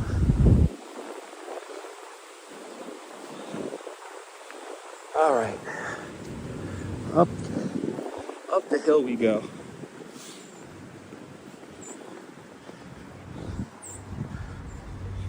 Got off from work today? Nice. Enjoy your day off, viewfinder. Sorry if I sound a little bit out of breath. Walking up a hill. And yes, rest in peace to Flacco. Flacco, the Eurasian owl. He lived his best years here in Central Park, exploring around. Oh, we caught up to the tour guide. We caught up to the tour guide again. We caught up to the tour guide. All right, let's do it. Let's get a view of the Great Lawn. Yeah, poor Flacco. Man, his memory will always be one of my favorite memories of New York. There it is, ladies and gentlemen. There is the Great Lawn. Beautiful view. Let's just take this in here. Drink it in. It's funny, we're literally doing back and forths with the tour guide here. You're more than welcome there, Kaz. You're more than welcome. I don't know if they're still doing the pet memorial this year, Jay. I'm trying to find out more information if they're going to bring the tree back. I think they are, but it's still to be determined. Once I know any more information about it, I'll let you guys know. I will definitely visit the pet memorial tree again.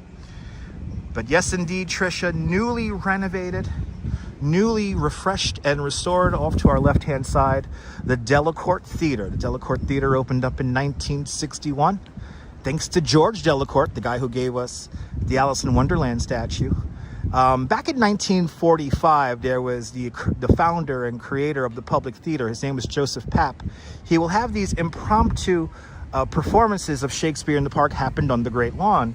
And by the 1950s, you could well get up to 1,000 people watching these free performances of Shakespeare. And then in 1960, Robert Moses, who was then Parks Commissioner of New York City at the time, he had Shakespeare in the Park banned for 1 year, and it upset many New Yorkers. So he very famously joked in the New York City paper, said, "Oh, they'll build a stage, I'll let them perform in the park."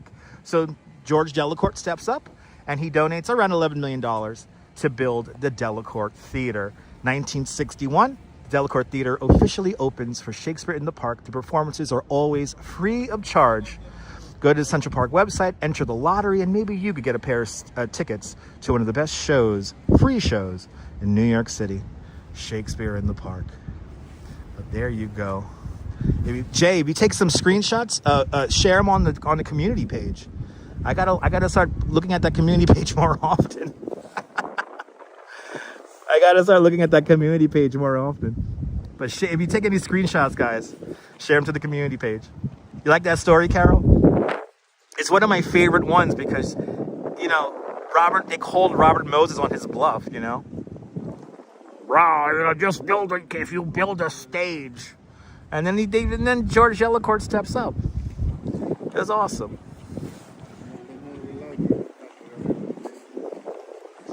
But now you see that little weather bug on the lower right-hand side of the screen there. Right here, this is Belvedere Castle. Now, Belvedere Castle was literally just a part of the landscape. It had no windows when they first built it in 1872. It was just a piece of landscape art where you could climb up to the top of the tower and be a prince or a princess on any given afternoon. But this is also one of the oldest places to record weather here in New York City, or actually in all the United States. The weather meter, which originally was way up there, started collecting weather data back in 1865, and it's been telling the weather there ever since. But now we have a more modern weather station. It was placed here in the 1960s and updated in the 1990s and 2000s. But right now, our weather information is coming from right over here. Right over here is the modern weather station. Now, as you see, there is a major flaw with this weather station, and that is that it is surrounded by trees. So this weather station very famously recorded during the height of Superstorm Sandy, a calm wind. But there it is. There is the Central Park weather station where you are getting the weather report. So right here where I'm standing, it is 42 degrees. Robert Moses was not the nicest guy. Yeah, he was a very powerful politician, had a lot of enemies. He had a lot of allies. The oil companies loved him. The automobile companies loved him. But he had, at one point, he had more power than the mayor. He was the Parks Commissioner, the Buildings Commissioner, the Department of Planning's Commissioner, all at the same time. That's how he was able to build all these highways and stuff here in New York City. Believe me, I have a love-hate relationship when it comes to Robert Moses. But there it is. Belvedere Castle. Yay! Right, exactly, Carol. You like that? All right. We're now going to head down. Going to head down towards Shakespeare Garden. And after that, going to have a beautiful view of the Bow Bridge. Strawberry Fields is coming up, ladies and gentlemen. Strawberry Fields is coming up. See, as you can see, this is like a walking tour. See, now we're making our way to the west side of the park. If we go straight towards that building, across the street, so it's right in front of us, is the Natural History Museum and the New York Historical Society. I'm not alone. No, I'm not alone. Karen, good to see you, Karen. Welcome. Oh, we got a little detour here. Oh, we got to take a detour. I never go this way, but okay. Hey, first time for everything.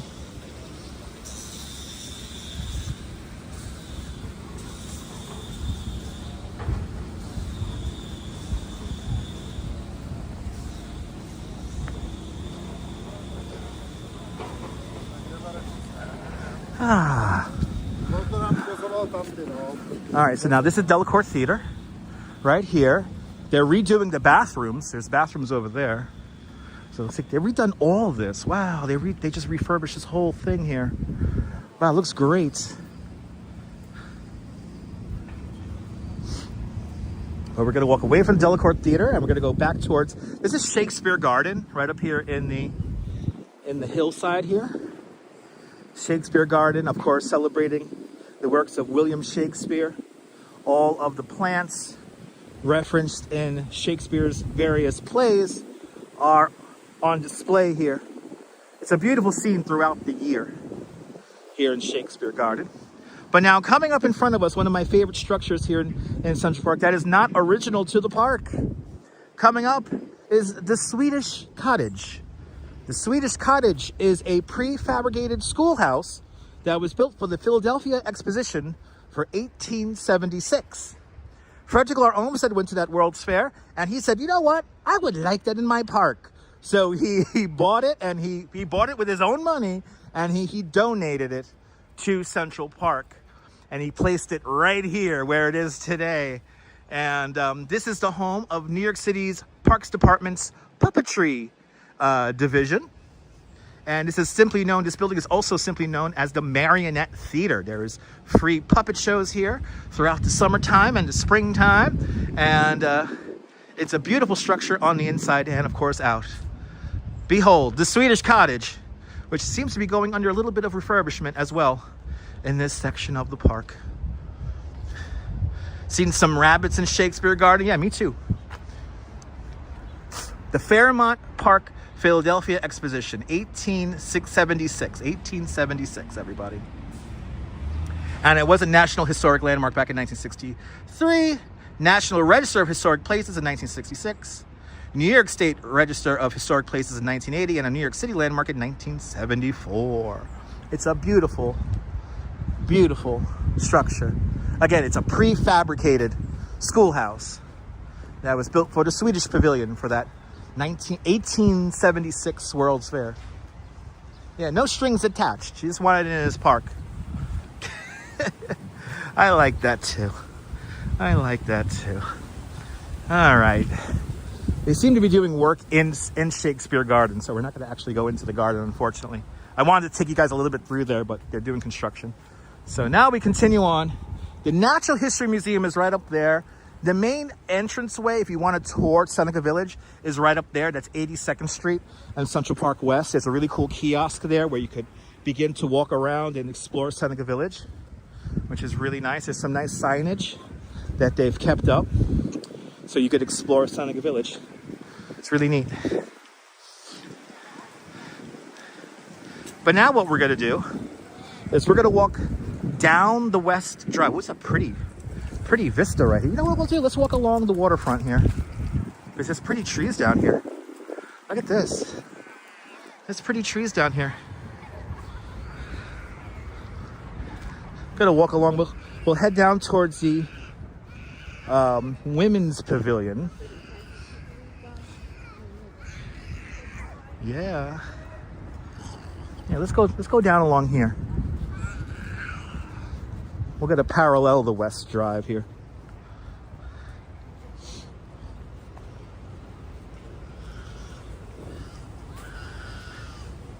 And are we close to 300 likes? We should hit 300 likes by this point. So hit the like button. Come on. The baby is crying hysterically because you haven't given me 300 likes yet. So hit the like button. Oh, it feels nice out here. You like this live stream there, Jim? I'm glad you're enjoying it. Sheila Cox, good morning.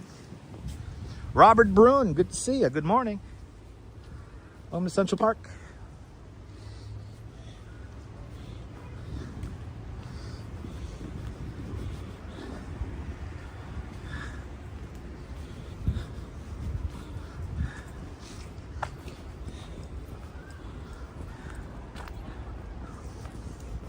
So now we're making our way over to the Ladies Pavilion, it's called. The Ladies Pavilion is just down the road here. And then we'll go to Strawberry Fields. There's a 5-hour walking tour I could do where we go all the way up to Harlem, but not today.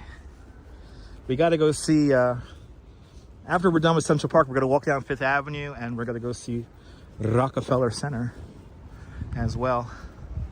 Network Intel, good to see you. Go in there or what? The Ramble? I'm not in the mood to go to the Ramble today. We're going to stay right here on our course.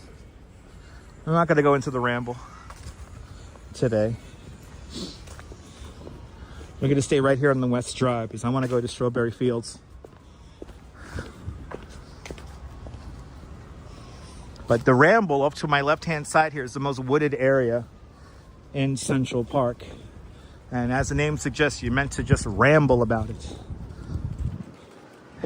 Twin towers of the San Remo apartments. Right there. Yeah, I'm going to stay on the tour course here. I'm going to stay on the tour course.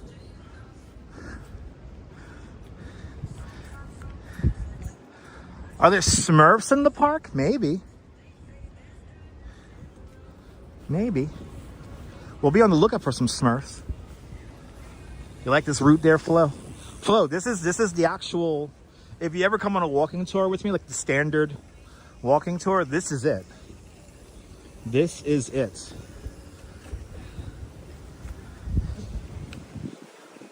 I think the camera's turned around on me. Okay. Oh, was the Smurfs filmed here? I didn't know that.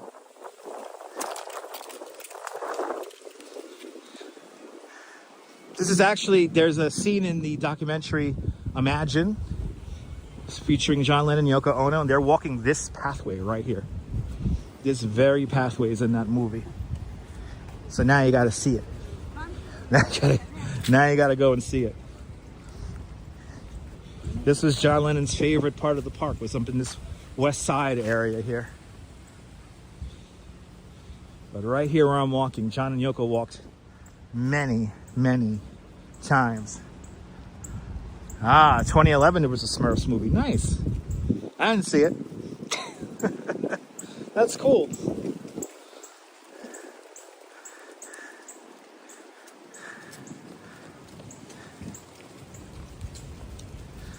So off to my left-hand side is the ladies' pavilion, which is basically a really nice gazebo. And we get some beautiful views here in a moment here. In a moment here, we're going to get a beautiful view of the Bow Bridge. Another place where many, many films were filmed.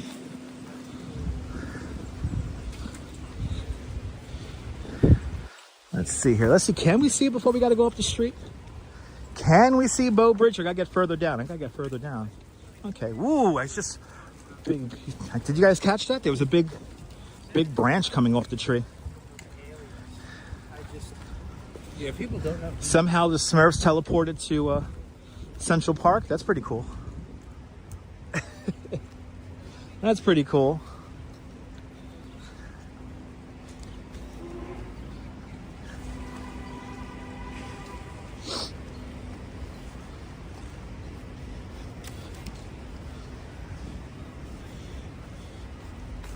All right. We'll get a shot of Bow Bridge and then we go up. Ethan, did I ever go into the Plaza Hotel? Yes, I actually went to the Plaza Hotel this morning. Yes. I was in the Plaza Hotel this morning. Me and the Duchess of Southern Brooklyn had an audience with some like-minded people about Brooklyn in the Plaza Hotel this morning. That's why I'm out here now, because we had a special audience this morning. Really, the Duchess of Brooklyn had an audience this morning. So,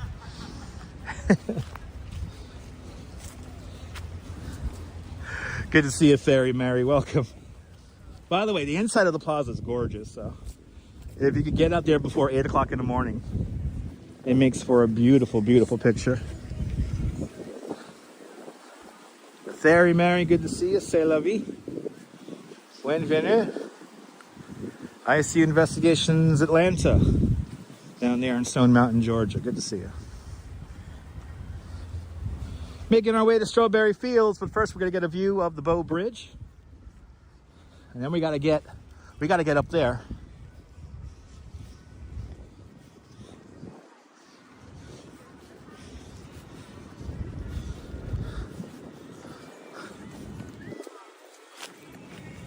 Look at those trees. Good to see you, Gail. Welcome. Good morning. Good morning. All right, guys. Let's get a view of the Bow Bridge. The beautiful, enchanting, always lovely Bow Bridge. The fountain is featured at the train show. I know, yeah, no, Sheila. Every year the Bethesda Terrace is featured at the New York Botanical Garden train show, yeah. There it is, off in the distance. The beautiful Bow Bridge, designed by Calvert Vaux. It was opened up in 1859.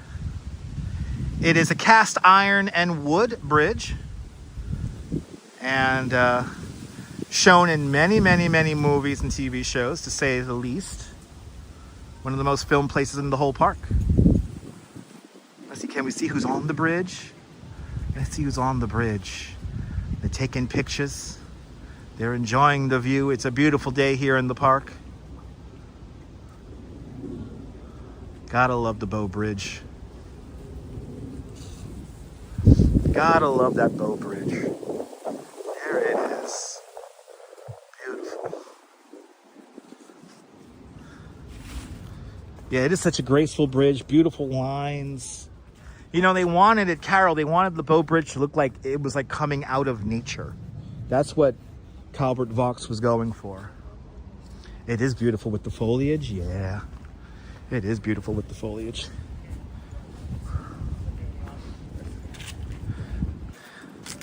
Yes, indeed. All right. So now we gotta make our way up the hill. Go through this little rustic arch right here.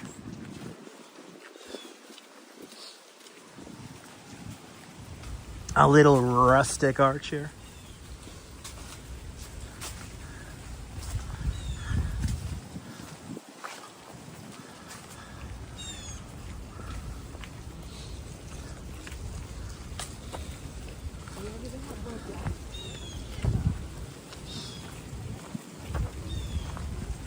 Hey, let's go.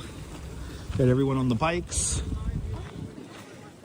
And the main reason why I'm not doing bicycle tours here in Central Park, they have decided to turn all of the street lights into caution lights.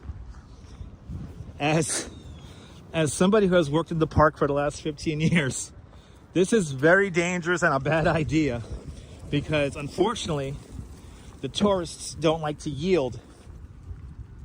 Also, those wannabe Lance Armstrong cyclists don't want to yield. So it's a little annoying. And I can imagine for a tour, it's not fun.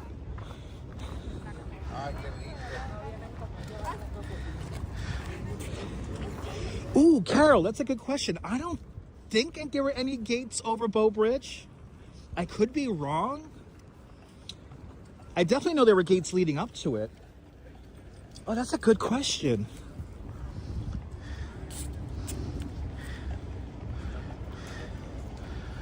No, my business is off 40%, Margie.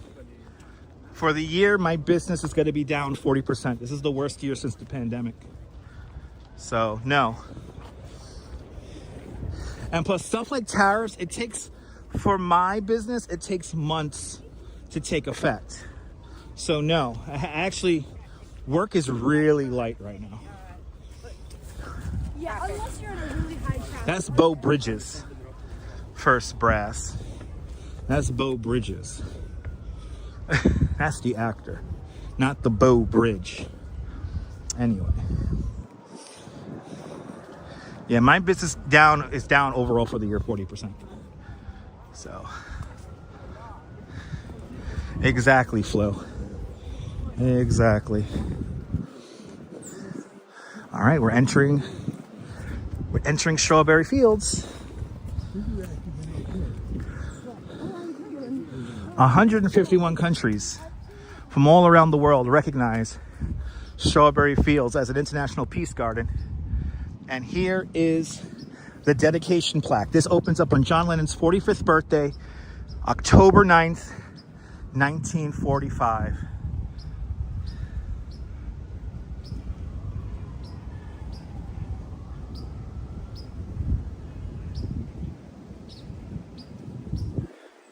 So some of those countries on that list don't even exist anymore, like Yugoslavia. But that's right, Trisha. I appreciate that, Trisha. That's right. Now, when they were creating this landscape here, it originally featured 18 strawberry bushes from all around the world. They were planted in this area right over here. But unfortunately, those strawberry bushes did not last very good in our cold New York City winters. And the little birds like to eat the berries. But the main feature of Strawberry Fields is still here. And that's the Imagine Mosaic. The Imagine Mosaic is a gift from Naples, Italy to the city of New York. A simple black and white tiled mosaic that says Imagine. The tiles were made from clay from Mount Vesuvius in Pompeii. What we're going to do is we're going to get quiet, we're going to enjoy a moment, and we're going to reflect and meditate on the Imagine Mosaic. Here it goes. Imagine all the people living right in peace and your home. They say I'm a dreamer, but I know we're only one. I hope someday join us and the world.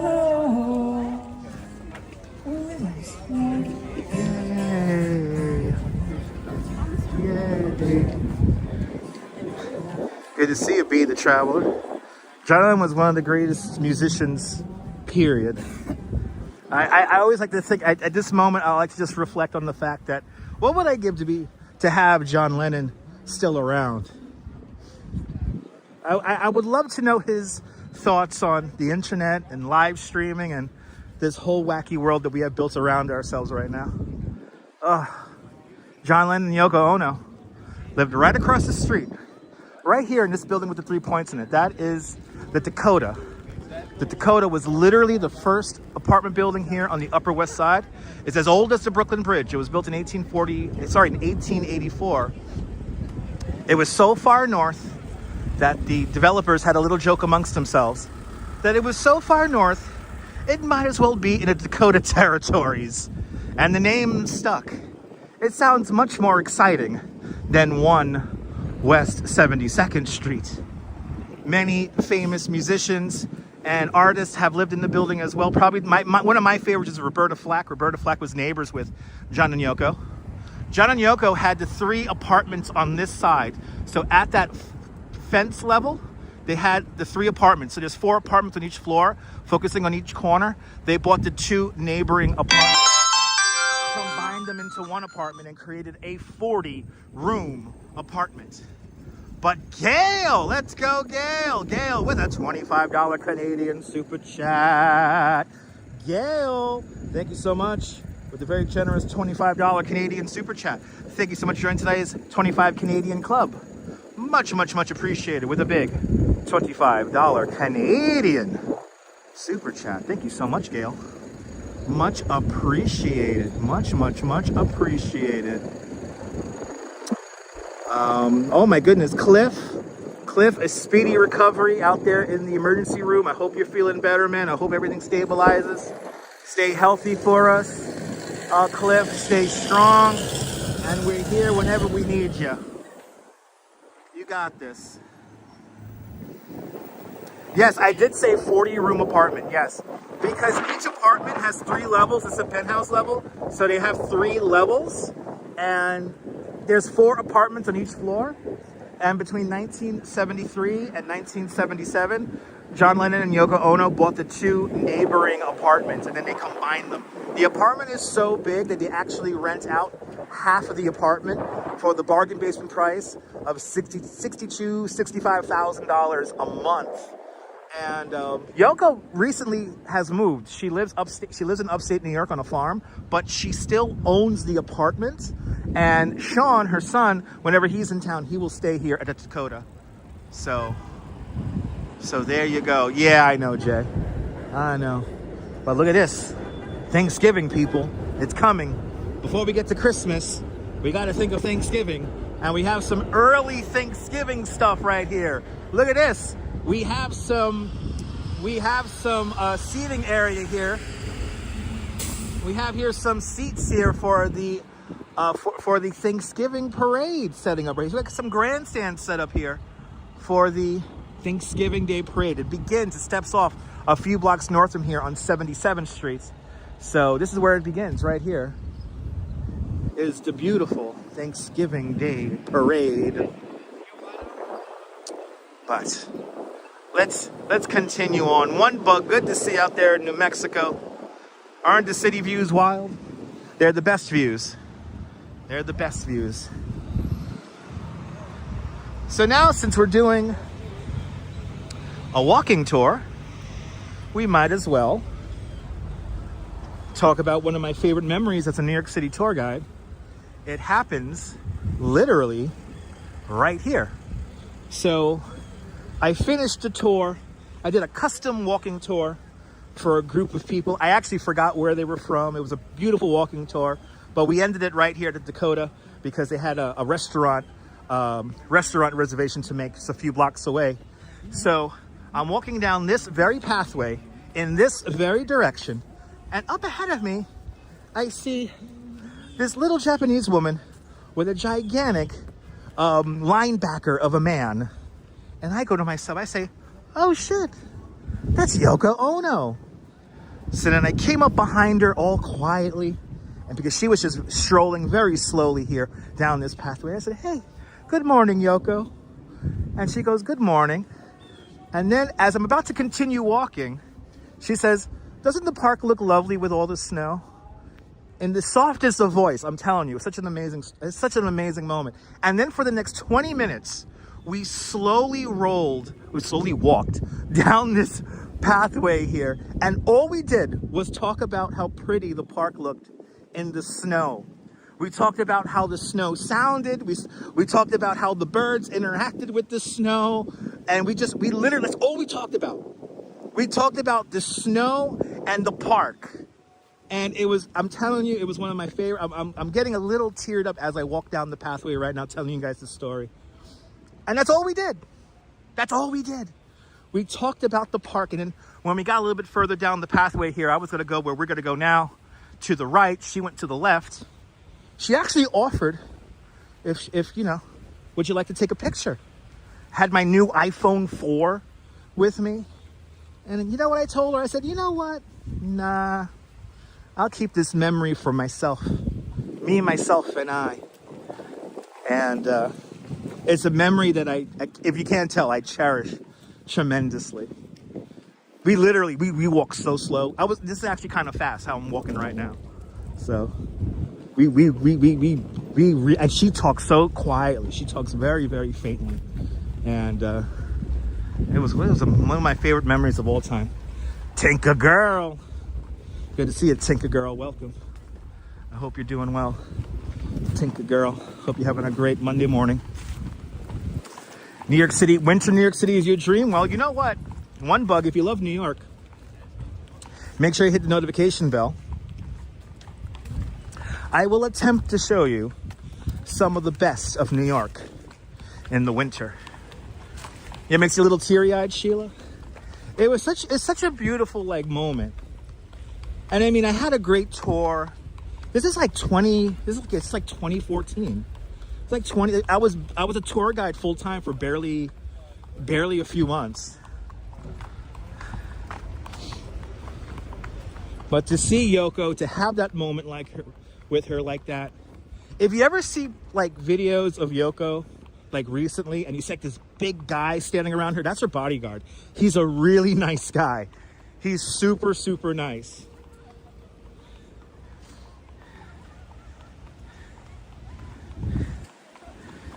That's right, Margie. That's right. I want you guys to feel like you're here. That's the whole point of the live stream. I want you guys to feel like you're here. Like I said, and I'll say this again, I'll reiterate one more time. Myself, and I am not the most important person in this live stream. You guys watching individually are not the most important people in this live stream. It's all of us collectively as a community, the hive mind. That is the most important person on this tour right now. It's the shared moment that we have together, which makes this so special. And that's what I'm here for. I'm here to transport you guys to the greatest city in the world. New York, New York. I'm glad you're enjoying this there, Gail. Ooh, I got the gimbal just did the weird thing now because the battery's running low. Hold on, we're gonna have to plug into the we're gonna have to plug in the battery here for a second. So hold on. Let me get my cable out here. So we can plug in the phone. Sorry, plug in the gimbal. And we can continue on. He was playing Imagine. Oh my God, people. It doesn't get better than that.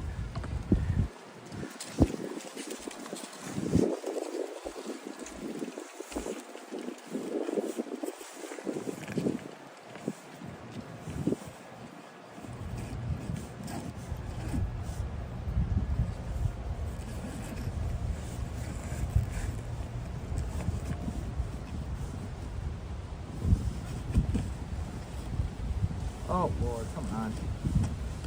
There we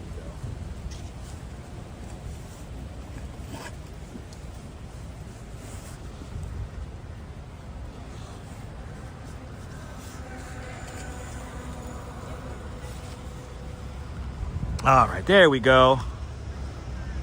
Hey, everything's plugged in now. Let's go. Everything's plugged in. Everything's charging.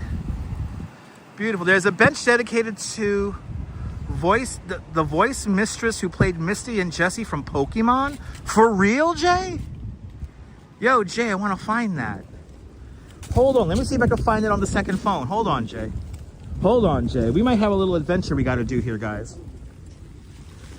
Holy cow, for real? If there's a Pikachu bench here, that's crazy. Okay.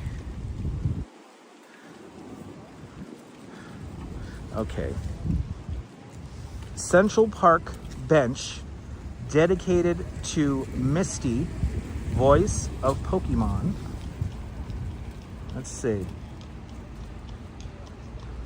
Oh my God, there's a Central Park bench dedicated to the late Rachel Lillies. She was the English voice actor for Pokemon, and she voiced Misty and Jessie. Oh my God, it's really far uptown. That's Central Park West, between 106th and 108th Streets. Oh man, I want to see that. All right, you know what, Jay? Next time we're gonna do like a crazy long, full walk of the park. We're gonna go up there and see that. The Central Park Conservancy actually has an article about it. Wow. The bench was dedicated in honor of Rachel Lillies, who passed away on August 2024.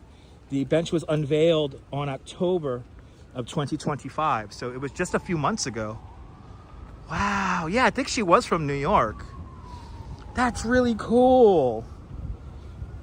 The inscription says, in honor of Rachel Lillies, whose iconic voice filled Saturday mornings, inspiring generations to come. That is really cool. Wow. Okay, I'm gonna have to find this next time we come out here. That's a little bit far uptown. We're at 64th Street now. We're at 64th Street, 65th Street, and Central Park West. The bench is on 106th or 108th Street. So it's way uptown. But I want to see that now. Jay, thank you so much for the information there. Beacon America, welcome. Joshua J, good to see you. Jerry, welcome. Did I miss anybody? Good to see everybody. Welcome. Do you get Poke Points? Probably. Probably. That's really cool. I didn't know about that. By the way, here is Giuseppe Mazzini. Giuseppe Mazzini, he is the founder of modern Italy. He's the one who unites North and South Italy. Right here. Democracy. Modern Italian democracy, thanks to Giuseppe Mazzini. Anyway, we now come to something a little bit more recent. We go back to the 80s and the awesome movie, The Ghostbusters, everybody.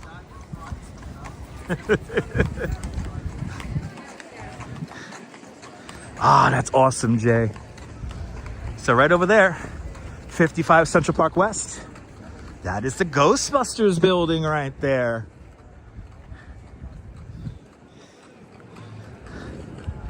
And then we mentioned earlier that somebody was chased around by like a demonic dog. They were chased into that building right there. That's Tavern on the Green. Tavern on the Green is the sheepfold for the Sheep's Meadow, which is right across the street. Right? There is no Dana, only Zool. That's right. Across the street is the Sheep's Meadow. The Sheep's Meadow is a completely engineered landscape. Is designed to drain away water within 5 hours. And back before the days of lawnmowers, sheep used to graze the meadow. And the sheep used to graze the meadow, and then they lived right in here, behind these shrubs, in the Sheep's Meadow, in Tavern on the Green here. Today, Tavern on the Green is an awesome restaurant. There's a takeout window here in the back where you can get almost everything off the menu at a bit of a discount because you're not eating inside of the restaurant. There's also a nice bathroom for the public here in the back as well. But we recently enjoyed one of our favorite days in New York City. We enjoyed the tremendous, the beautiful, the awe-inspiring New York City Marathon. Right here. Here is the blue line for the marathon course. Right here. And this year, we broke a Guinness World Book record. 59,000 people, over 59,000 people, ran in the New York City Marathon and completed the New York City Marathon. I want to give a big shout out to everyone who has completed the New York City Marathon, whether it be this year or years past. And for everyone training for it, good luck. May you have a beautiful run here in New York. And now let's look for it. Where is it? It should be right here. There it is. Every Sunday in November, my favorite day. Here it is, the finish line to the New York City Marathon. Right here.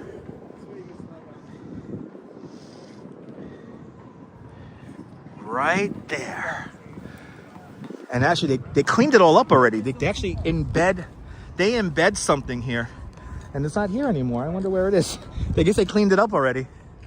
But there it is, the finish line to the New York City Marathon. John C., good to see you. Weren't some of Peter Jackson's King Kong scenes filmed here? I think they were. I forget what scenes exactly there, Cliff. I haven't seen that movie in a very long time, so. But a big shout out to all the runners.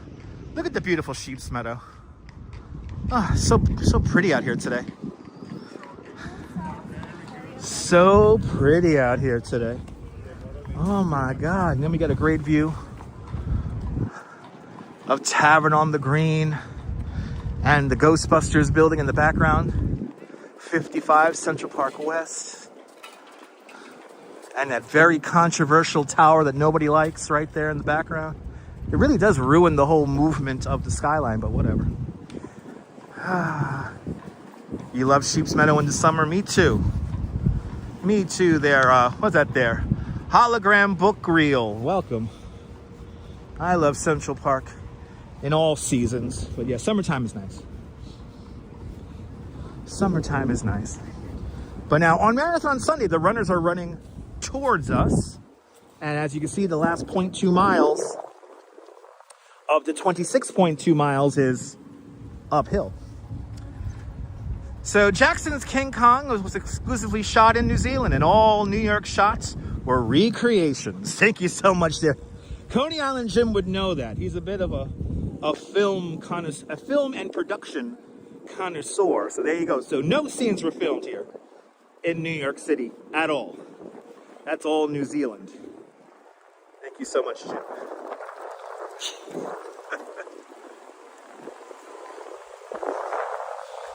Now making our way. What we're going to do now is we're just going to stay here on the main drive. And we're going to take this back towards 5th Avenue.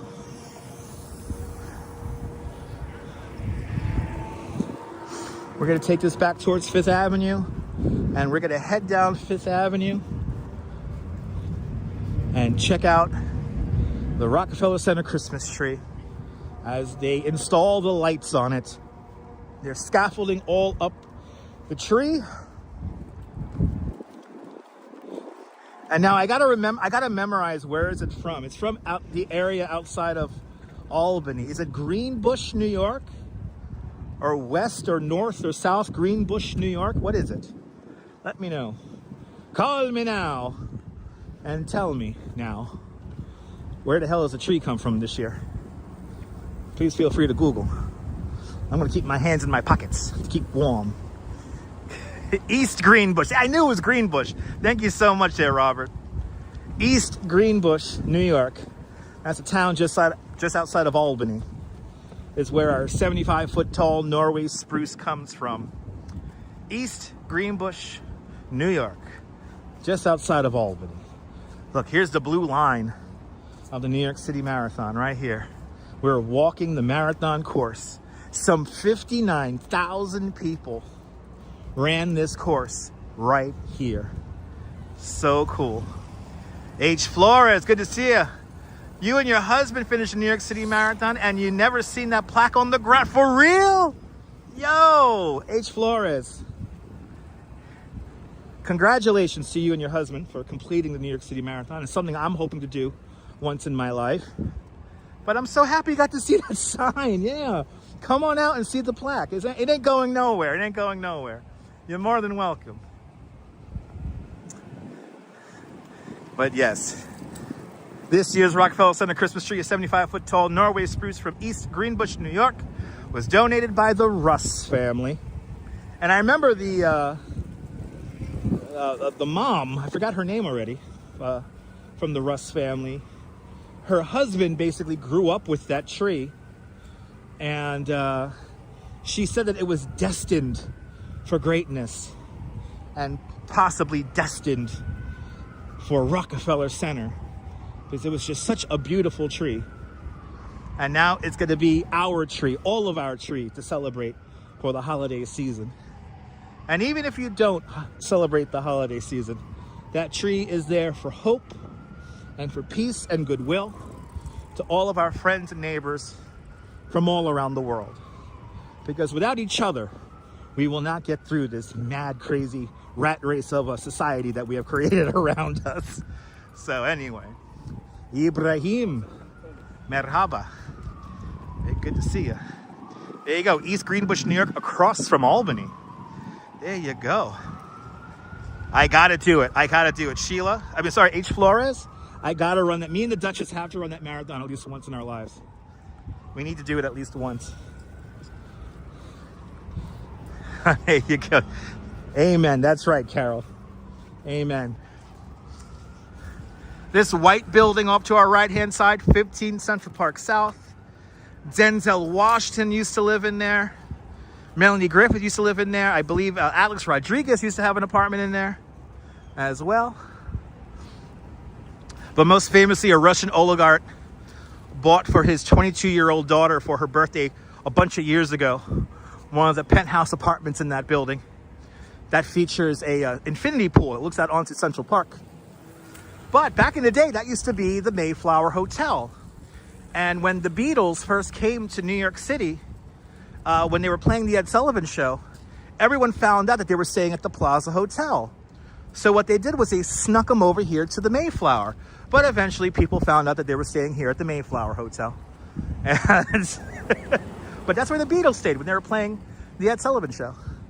And then right next door, we have this tall black building. This is the Gulf and Western building. This building has a wacky history of swaying a little bit too much. Today it is the Trump International Hotel and Tower. The exterior was redone by Philip Johnson, world-renowned architect. And I'm blanking on the other structural engineer architect's name who did the interior of that building.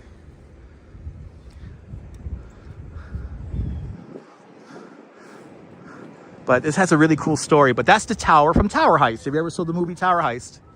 That's the tower. They lean that car out the side of the building. They rappel it down during the Thanksgiving Day parade. Now you got to watch Tower Heist with, what's his name? Eddie Murphy's in that movie. Eddie Murphy's in that movie, amongst many others. William, I'm having a great day, William. Good to see you. Feels like an iceberg outside with the wind. I feel you, Lily. Yeah, it's a little chilly out here. But you know what? Now I'm doing a beautiful tour of Central Park. I'm nice and toasty. I'm feeling good. Yeah, it's pretty cool. Carol, it's a really funny story. They were supposed to stay at the Plaza, and then somebody leaked that the Beatles were staying at the Plaza. So they get them over to the Mayflower, and it was like within like a few hours, people found out that they were staying at the Mayflower.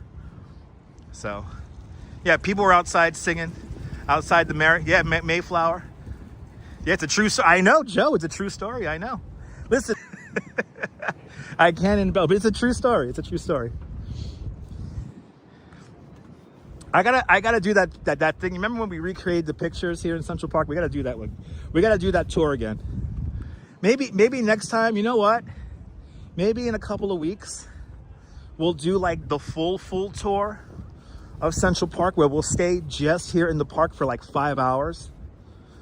And I'll show you everything. So everything that we did today, we'll do that and more. So I don't know if you guys timed it out. It's been about 2.5 hours now. That's how long the tour goes. It's about 2 hour tour. We did a few extras, which brought us up to the extra half hour. But this is what you get on my standard walking tour if you ever come to New York. And it was kind of funny. We were playing hopscotch there with the other tour guide.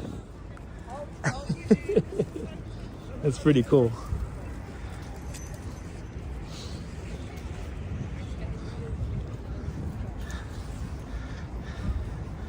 But William, good to see you. Disco Ball Glitter. Welcome on in, Disco Ball Glitter. Hope you're having a great morning. Thank you so much, Joe. All right. I'll show you a bench, though. You know, I know that there's a bench up ahead I like showing off. So we do have a bench to show off. So as we leave Central Park, our final landmark of our Central Park tour this morning is going to be one of my favorite benches here in Central Park. And that is going to be the Tony Bennett bench. A bench dedicated for Tony Bennett just before he died. It's a beautiful bench. So pretty out here today. So pretty. By the way, hit that like button. Let's get over 300 likes. We could do it. And a shout out to everyone who's left donations today. We're not done yet. We still got to go to Rockefeller Center and get a preview of the tree. But coming up next is going to be the Tony Bennett bench. And that will lead us out of the park here at 6th Avenue.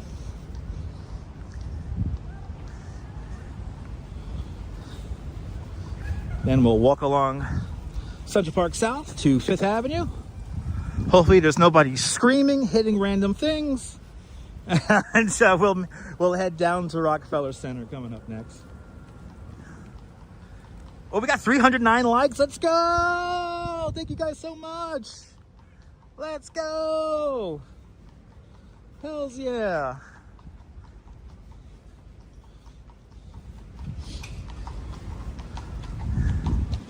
Let's go. Yeah, with a happy horse. Oh, he's having a good day. Hells yeah. He got that energy going there. He's just having a good damn day in the park. I tell you that right now.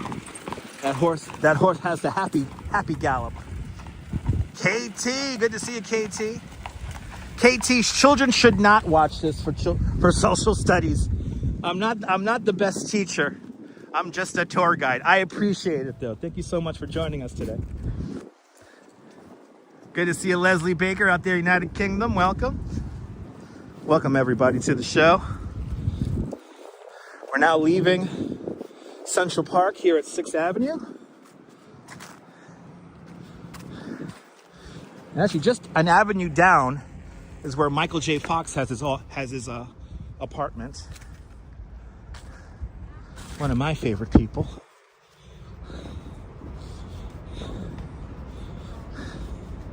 Oh, they got the e-bikes. They got my company e-bikes. There you go. I have my company e-bikes. By the way, please don't ride on the footpaths. It is not permitted.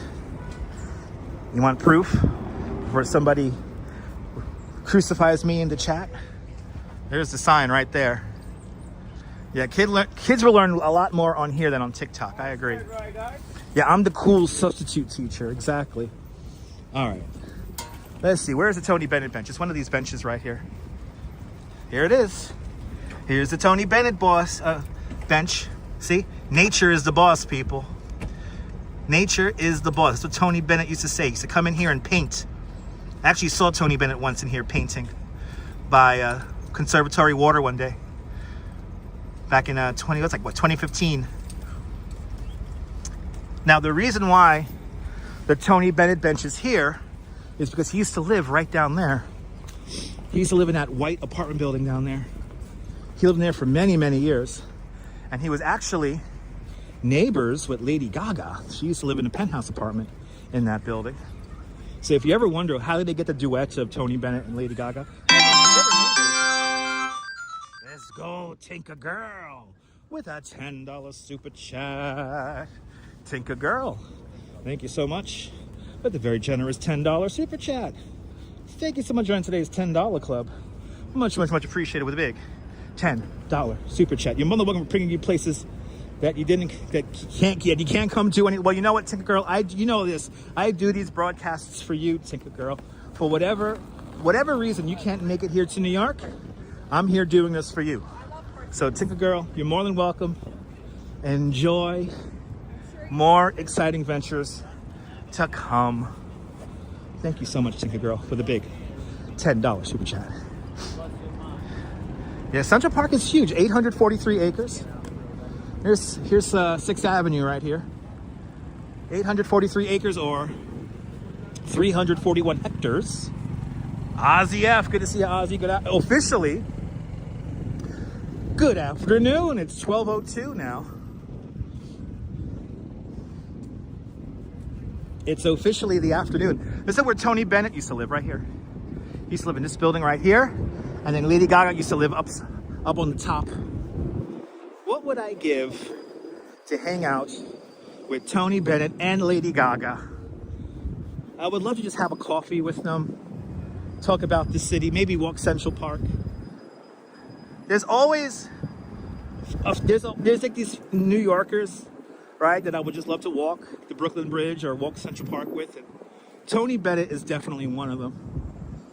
Tony Bennett, Fiorello LaGuardia, Al Smith. I mean, Lady Gaga is still around, so I still have hope I could walk Central Park with Lady Gaga one day. I could still hold on to that hope that one day we could tour Central Park or the Brooklyn Bridge. Oh, I would love to ride a bike with Lady Gaga. I mean, the one time I got to meet Lady Gaga, she was on a bike, so. She was just getting famous all those years ago. Central Park South. We're gonna swing on to Fifth Avenue now.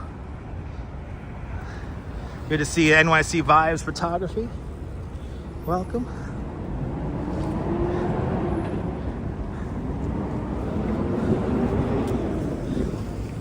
Plaza Hotel once again. Oh my God, Joe Pesci, hells yeah. I would love to walk with Joe Pesci. That would be awesome. Fifth Avenue NR and W station, yeah? Today I'll be taking the orange line home. I'm taking the D train home from Rockefeller. Oh my God, I would love to hang out with Joe Pesci, Robert De Niro, Martin Scorsese. It goes without a doubt. I would love to talk to Martin Scorsese about filming and shot composition. And that's right, today, thank you so much, Hologram. Today is Martin Scorsese's birthday. That's right. So happy birthday to one of my favorite producer directors of all time, the great Martin Scorsese. There's a great video, a great film here on YouTube. It's called Italian American, and Martin Scorsese, Italian American from 1975. It's basically Martin Scorsese's parents cooking the Sunday sauce and talking about old time Little Italy. It is a beautiful snapshot of life here in New York City, and I highly recommend watching it. There's also another great documentary that features Martin Scorsese. It's called The Scorsese Effect, and The Scorsese Effect takes place in Martin Scorsese's office, which at the time was in the Brill building down on 50th Street.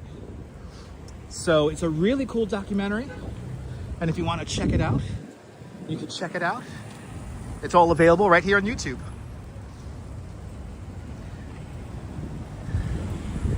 But awesome films, right? Did you see Italian American? I love Italian American. That's like one of my, that's how we talk. We talk. Somebody criticized Danette and Anthony somebody criticized Danette for talking over Anthony all the time last night on her stream. That's how we talk here. That's how couples talk here in New York City. Real New York City couples will always talk over each other. And they do it with loving care and adoration. So now I'm gonna ask the doorman if we can see the Christmas tree in here really quick. It's already 12 o'clock, and they usually close it off. We can't go in there, but we're just gonna see if we could see it really quick. It's on HBO Max. Nice. Let's see. This is the Plaza Hotel. Right here with somebody famous coming out.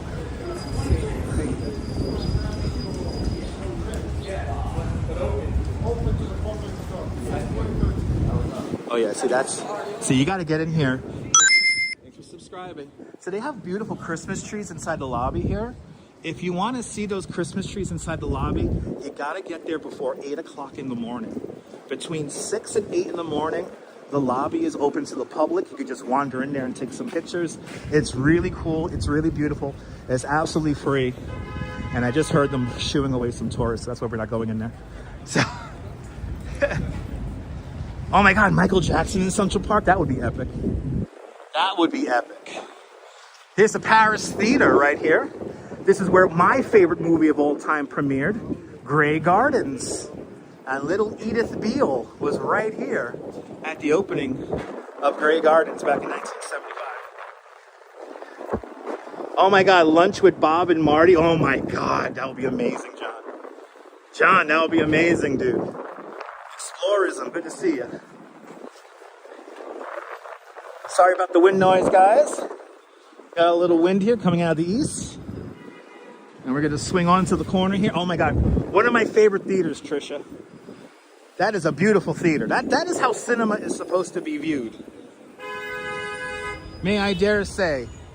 All right, guys, here it is, the hustle and bustle. Fifth Avenue. Ooh, we got, he's working it. He's working the sale. Bergdorf Goodman's windows still covered. We're getting ready for Christmas. LV, yes, absolutely, Jay. Absolutely. Ah, there it is, the UNICEF snowflake. Weighs almost 2 tons, made of Swarovski crystal. It lights up at night, and we will see it lit up at night when we do our holiday walk. One of my favorite things. And ooh, they're filming something. Oh, are they white balancing the camera? Ooh, they're white balancing the cameras. Anyway, there's the beautiful UNICEF snowflake. I don't know if it's still called the UNICEF snowflake. Everyone just calls it the Fifth Avenue snowflake. But I believe the original name was the UNICEF snowflake. And then just behind it, we'll wait for the next light here. Just behind it, we can see the beautiful dove that is.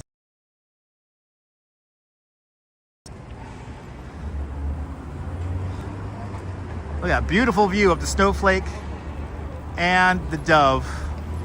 When I say over breakfast at Tiffany, she said, I remember the hell as I go, I think.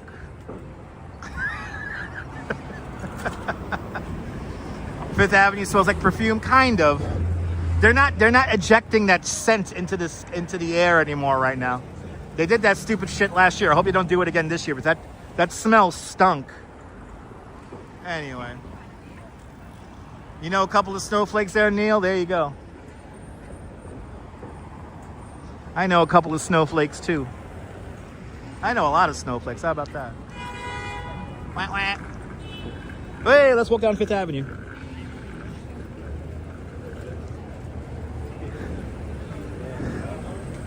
Wait, so they got rid of Bonwit Teller?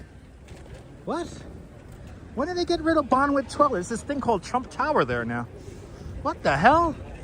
That had a beautiful Art Deco facade. I wonder what happened to it. Yeah, no, hologram. Yeah, they had this artificial smell of like Christmas being pumped out into the street. It was awful. It stunk. Anyway, there's Trump Tower. Right here. On the side of the former Bonwit Teller store.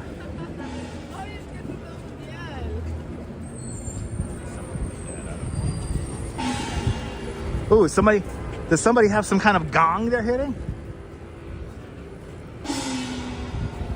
Oh yeah, somebody's hitting a gong over there.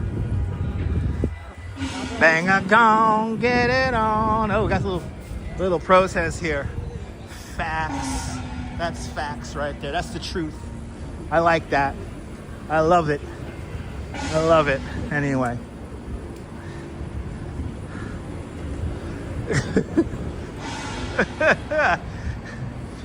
What the hell? They should have left Bonwit Teller there. What the hell? I wanted to shop at Bonwit Teller. I wanted to go shopping. I wanted to go buy some clothes.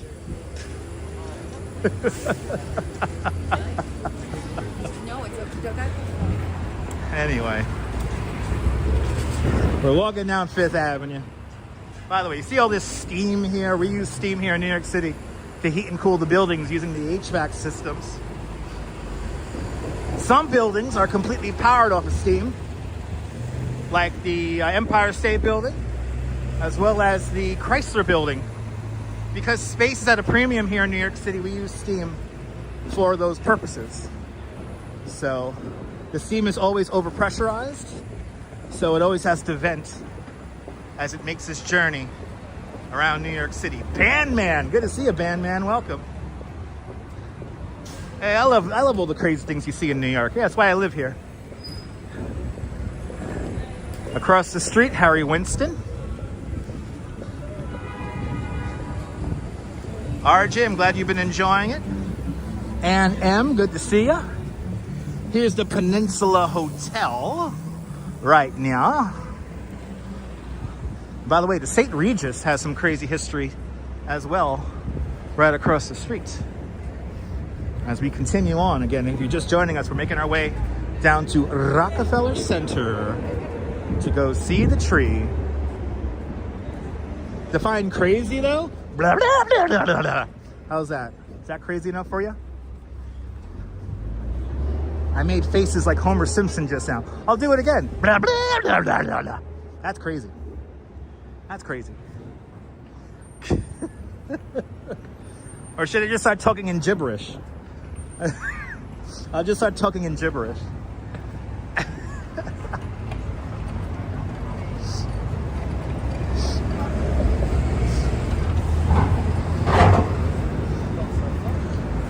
Can't tell me I'm not crazy.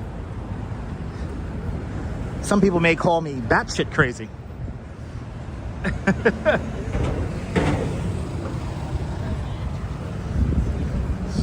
By the way, Intel, Network Intel, thank you so much for that camera. Thank you so much for that camera view of the Belt Parkway. That's officially on the list for the home show. That's officially on the list for the home show there. They had some weird GIF though on the live stream feed last night. They had a GIF of a woman going, "Wow, wow, wow, wow."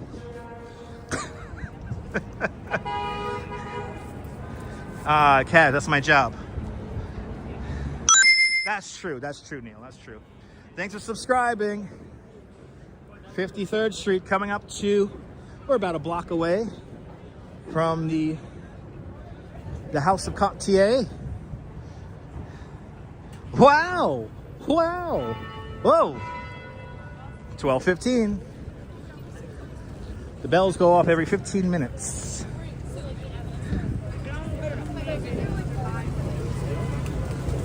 By the way, there's a great documentary about pigeons from PBS's Nova that just got released here on YouTube. I highly recommend watching it. Fucking love pigeons. They're so smart. We're doing a dance with the baby carriage. Okay. She was doing a hokey pokey. Anyway, you put it all together and you turn yourself about.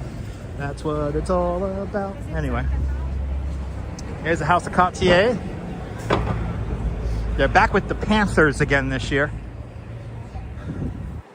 So Panther motif is back on the corner of 52nd and 5th Avenue here at the House of Cartier. The tin and bells, that's right. That's right, Carol, that's right. Carol, you're dating yourself by saying that. Oh, it's a very New York scene here. Look at this, got the steam coming out. Got traffic, nice. It's New York. Yes.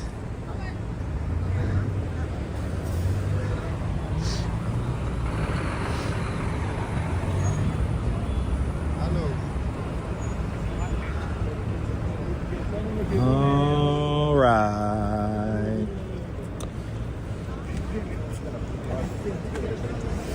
The steam is warm, but it's also very moist. Is Dinosaur still on the High Line? Yes, he is. Dinosaur is going to be on the High Line until springtime of next year. And then we will go there the last day he's there. I will cry at the gigantic pigeon's feet. And yeah. So, yes, he'll be there until springtime. That's why you niggas in 2K, nigga. You was playing against James. There you go, bro. Wow. I'm doing the angry 1,000-yard stare all of a sudden. People, if you see, who the fuck has a CD player still? For real, who the fuck has a CD player? And they're giving out CD players of artists who we've never heard of before. Well, I don't want your signature. I don't want your blank, most likely blank CD. Anyway, there it is. St. Patrick's Cathedral, the largest neo-Gothic cathedral in the world. I had to just put on the face just now. I had to turn on my acting. You have a CD player, Trish? Nice. Kaz, you got a CD player still? All right. That's right. Yeah, steam is coming out of New York City's nostrils. Exactly. Total scammers, Jeff. Don't get me started. Now, as we all know, or maybe you don't, Rockefeller Center is a big Masonic temple to the corporate cosmology of our society. And no matter, we have Atlas here holding the universe here. No matter how heavy, no matter how strong the church is, Atlas and the corporations will still hold the universe. So, and I'm happy to see people taking pictures here with it. It's cool. It's a cool angle, right? Look at that, there it is. Boom. No matter how strong the church is, the corporations will still always have the power. Anyway, we continue on. Yeah, right, here's a blank CD, yes. Give me $5, here's a blank CDR. Anyway. Yes, indeed, Carol. Yes, indeed. Oh, we got them dancing over here. The Salvation Army people already out here. We're playing some Billy Joel. Does it get more New York than that?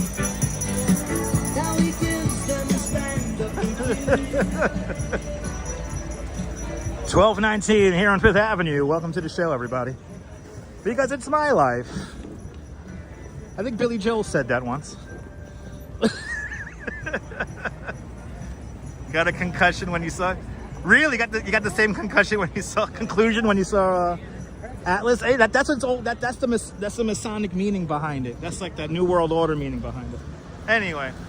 Great song, though. Yeah, gotta love Billy Joel on a beautiful sunny day on 5th Avenue. Long Island's own.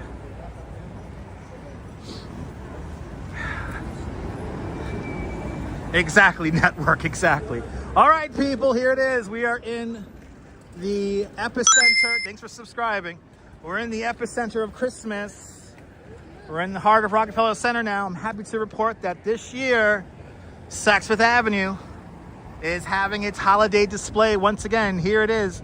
It's going to be lit up all from behind as well in the top part of the building. It looks like it's going to be a really, really cool display. I don't know if it's going to have any musical company with it. They're still doing the windows down beneath, but we will be here to see all of the holiday madness.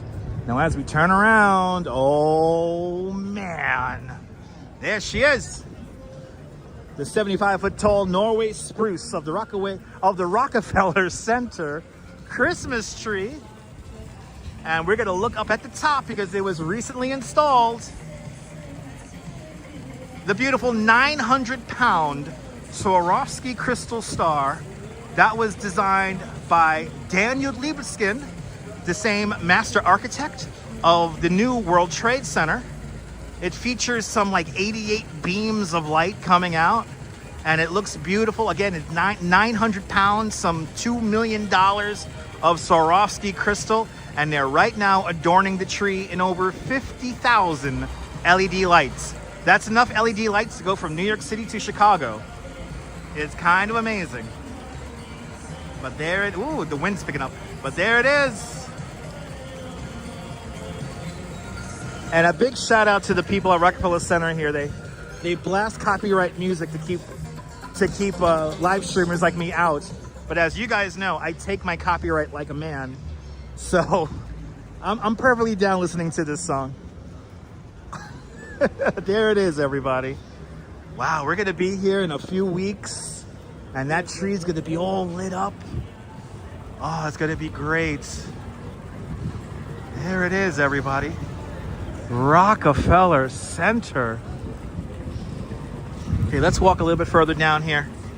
We'll do the big thank you. How cool is this? How cool is New York? I'm telling you. See you falling high. Get down on my knees and pray. I'm waiting for a final moment to see the words that I can't say. Everybody. Everybody. I know, I can't wait till they put the angels on the promenade. And they also, by the way, they're restoring Prometheus. Okay, let's get a look. This is all open. And there's not a crazy crowd here. Ooh, the Zamboni is out. Let's go. What would I give to be right here when they light the tree? The Zamboni is out, baby. So much history here. It's a beautiful place. Look, oh, these are the wicked flags. That's right, they had a wicked pop up here. These are the wicked flags. Let's go. That's probably the funnest job to have, is to be the Zamboni driver. Kaz, you're more than welcome.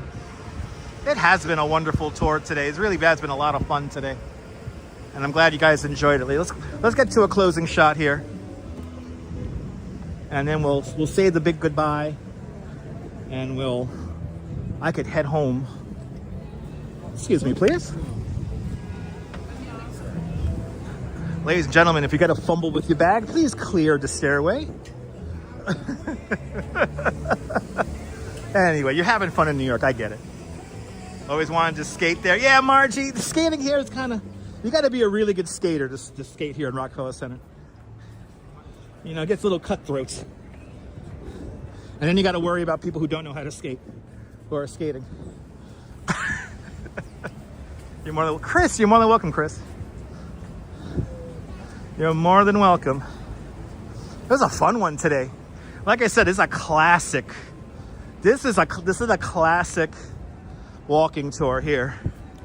This is something that I would give my guests if you ever visit New York. This is something you would get. All right, let's cross the street. Let's cross the street. This is where Today's Show films. The famous Glass Studios. And this is the Wicked pop-up is still kind of here. Oh yeah, the Wicked pop-up is still here. They got that yellow brick road thing going. Ah, people. Did we have fun? It's time to do the big thank you. Without these people who left super chats, I will not be able to do this. And thank you so much for getting us to our goal today. It is much, much, much appreciated. But I want to thank Tinka Girl with a big $10 super chat. I want to thank Gail332 with a 25 Canadian super chat. I want to thank Mrs. Metalhead Warrior. Hope you're not working too hard. Mrs. Metalhead Warrior with a big $10 super chat. I want to thank Diana Lee. Thank you so much, Diana Lee, with a big 10-pound super chat. Thank you so much. Jeff Wisco. Thank you so much, Jeff Wisco. I hope I brought back some memories for you with a very generous $5 super chat. I want to thank Jazz Dog. Thank you so much, Jazz Dog, with the big 2-pound super chat. Much appreciated with a 2-pound super chat. I want to thank Carol813. Thank you so much, Carol813, with a big $10 super chat. Thank you so much.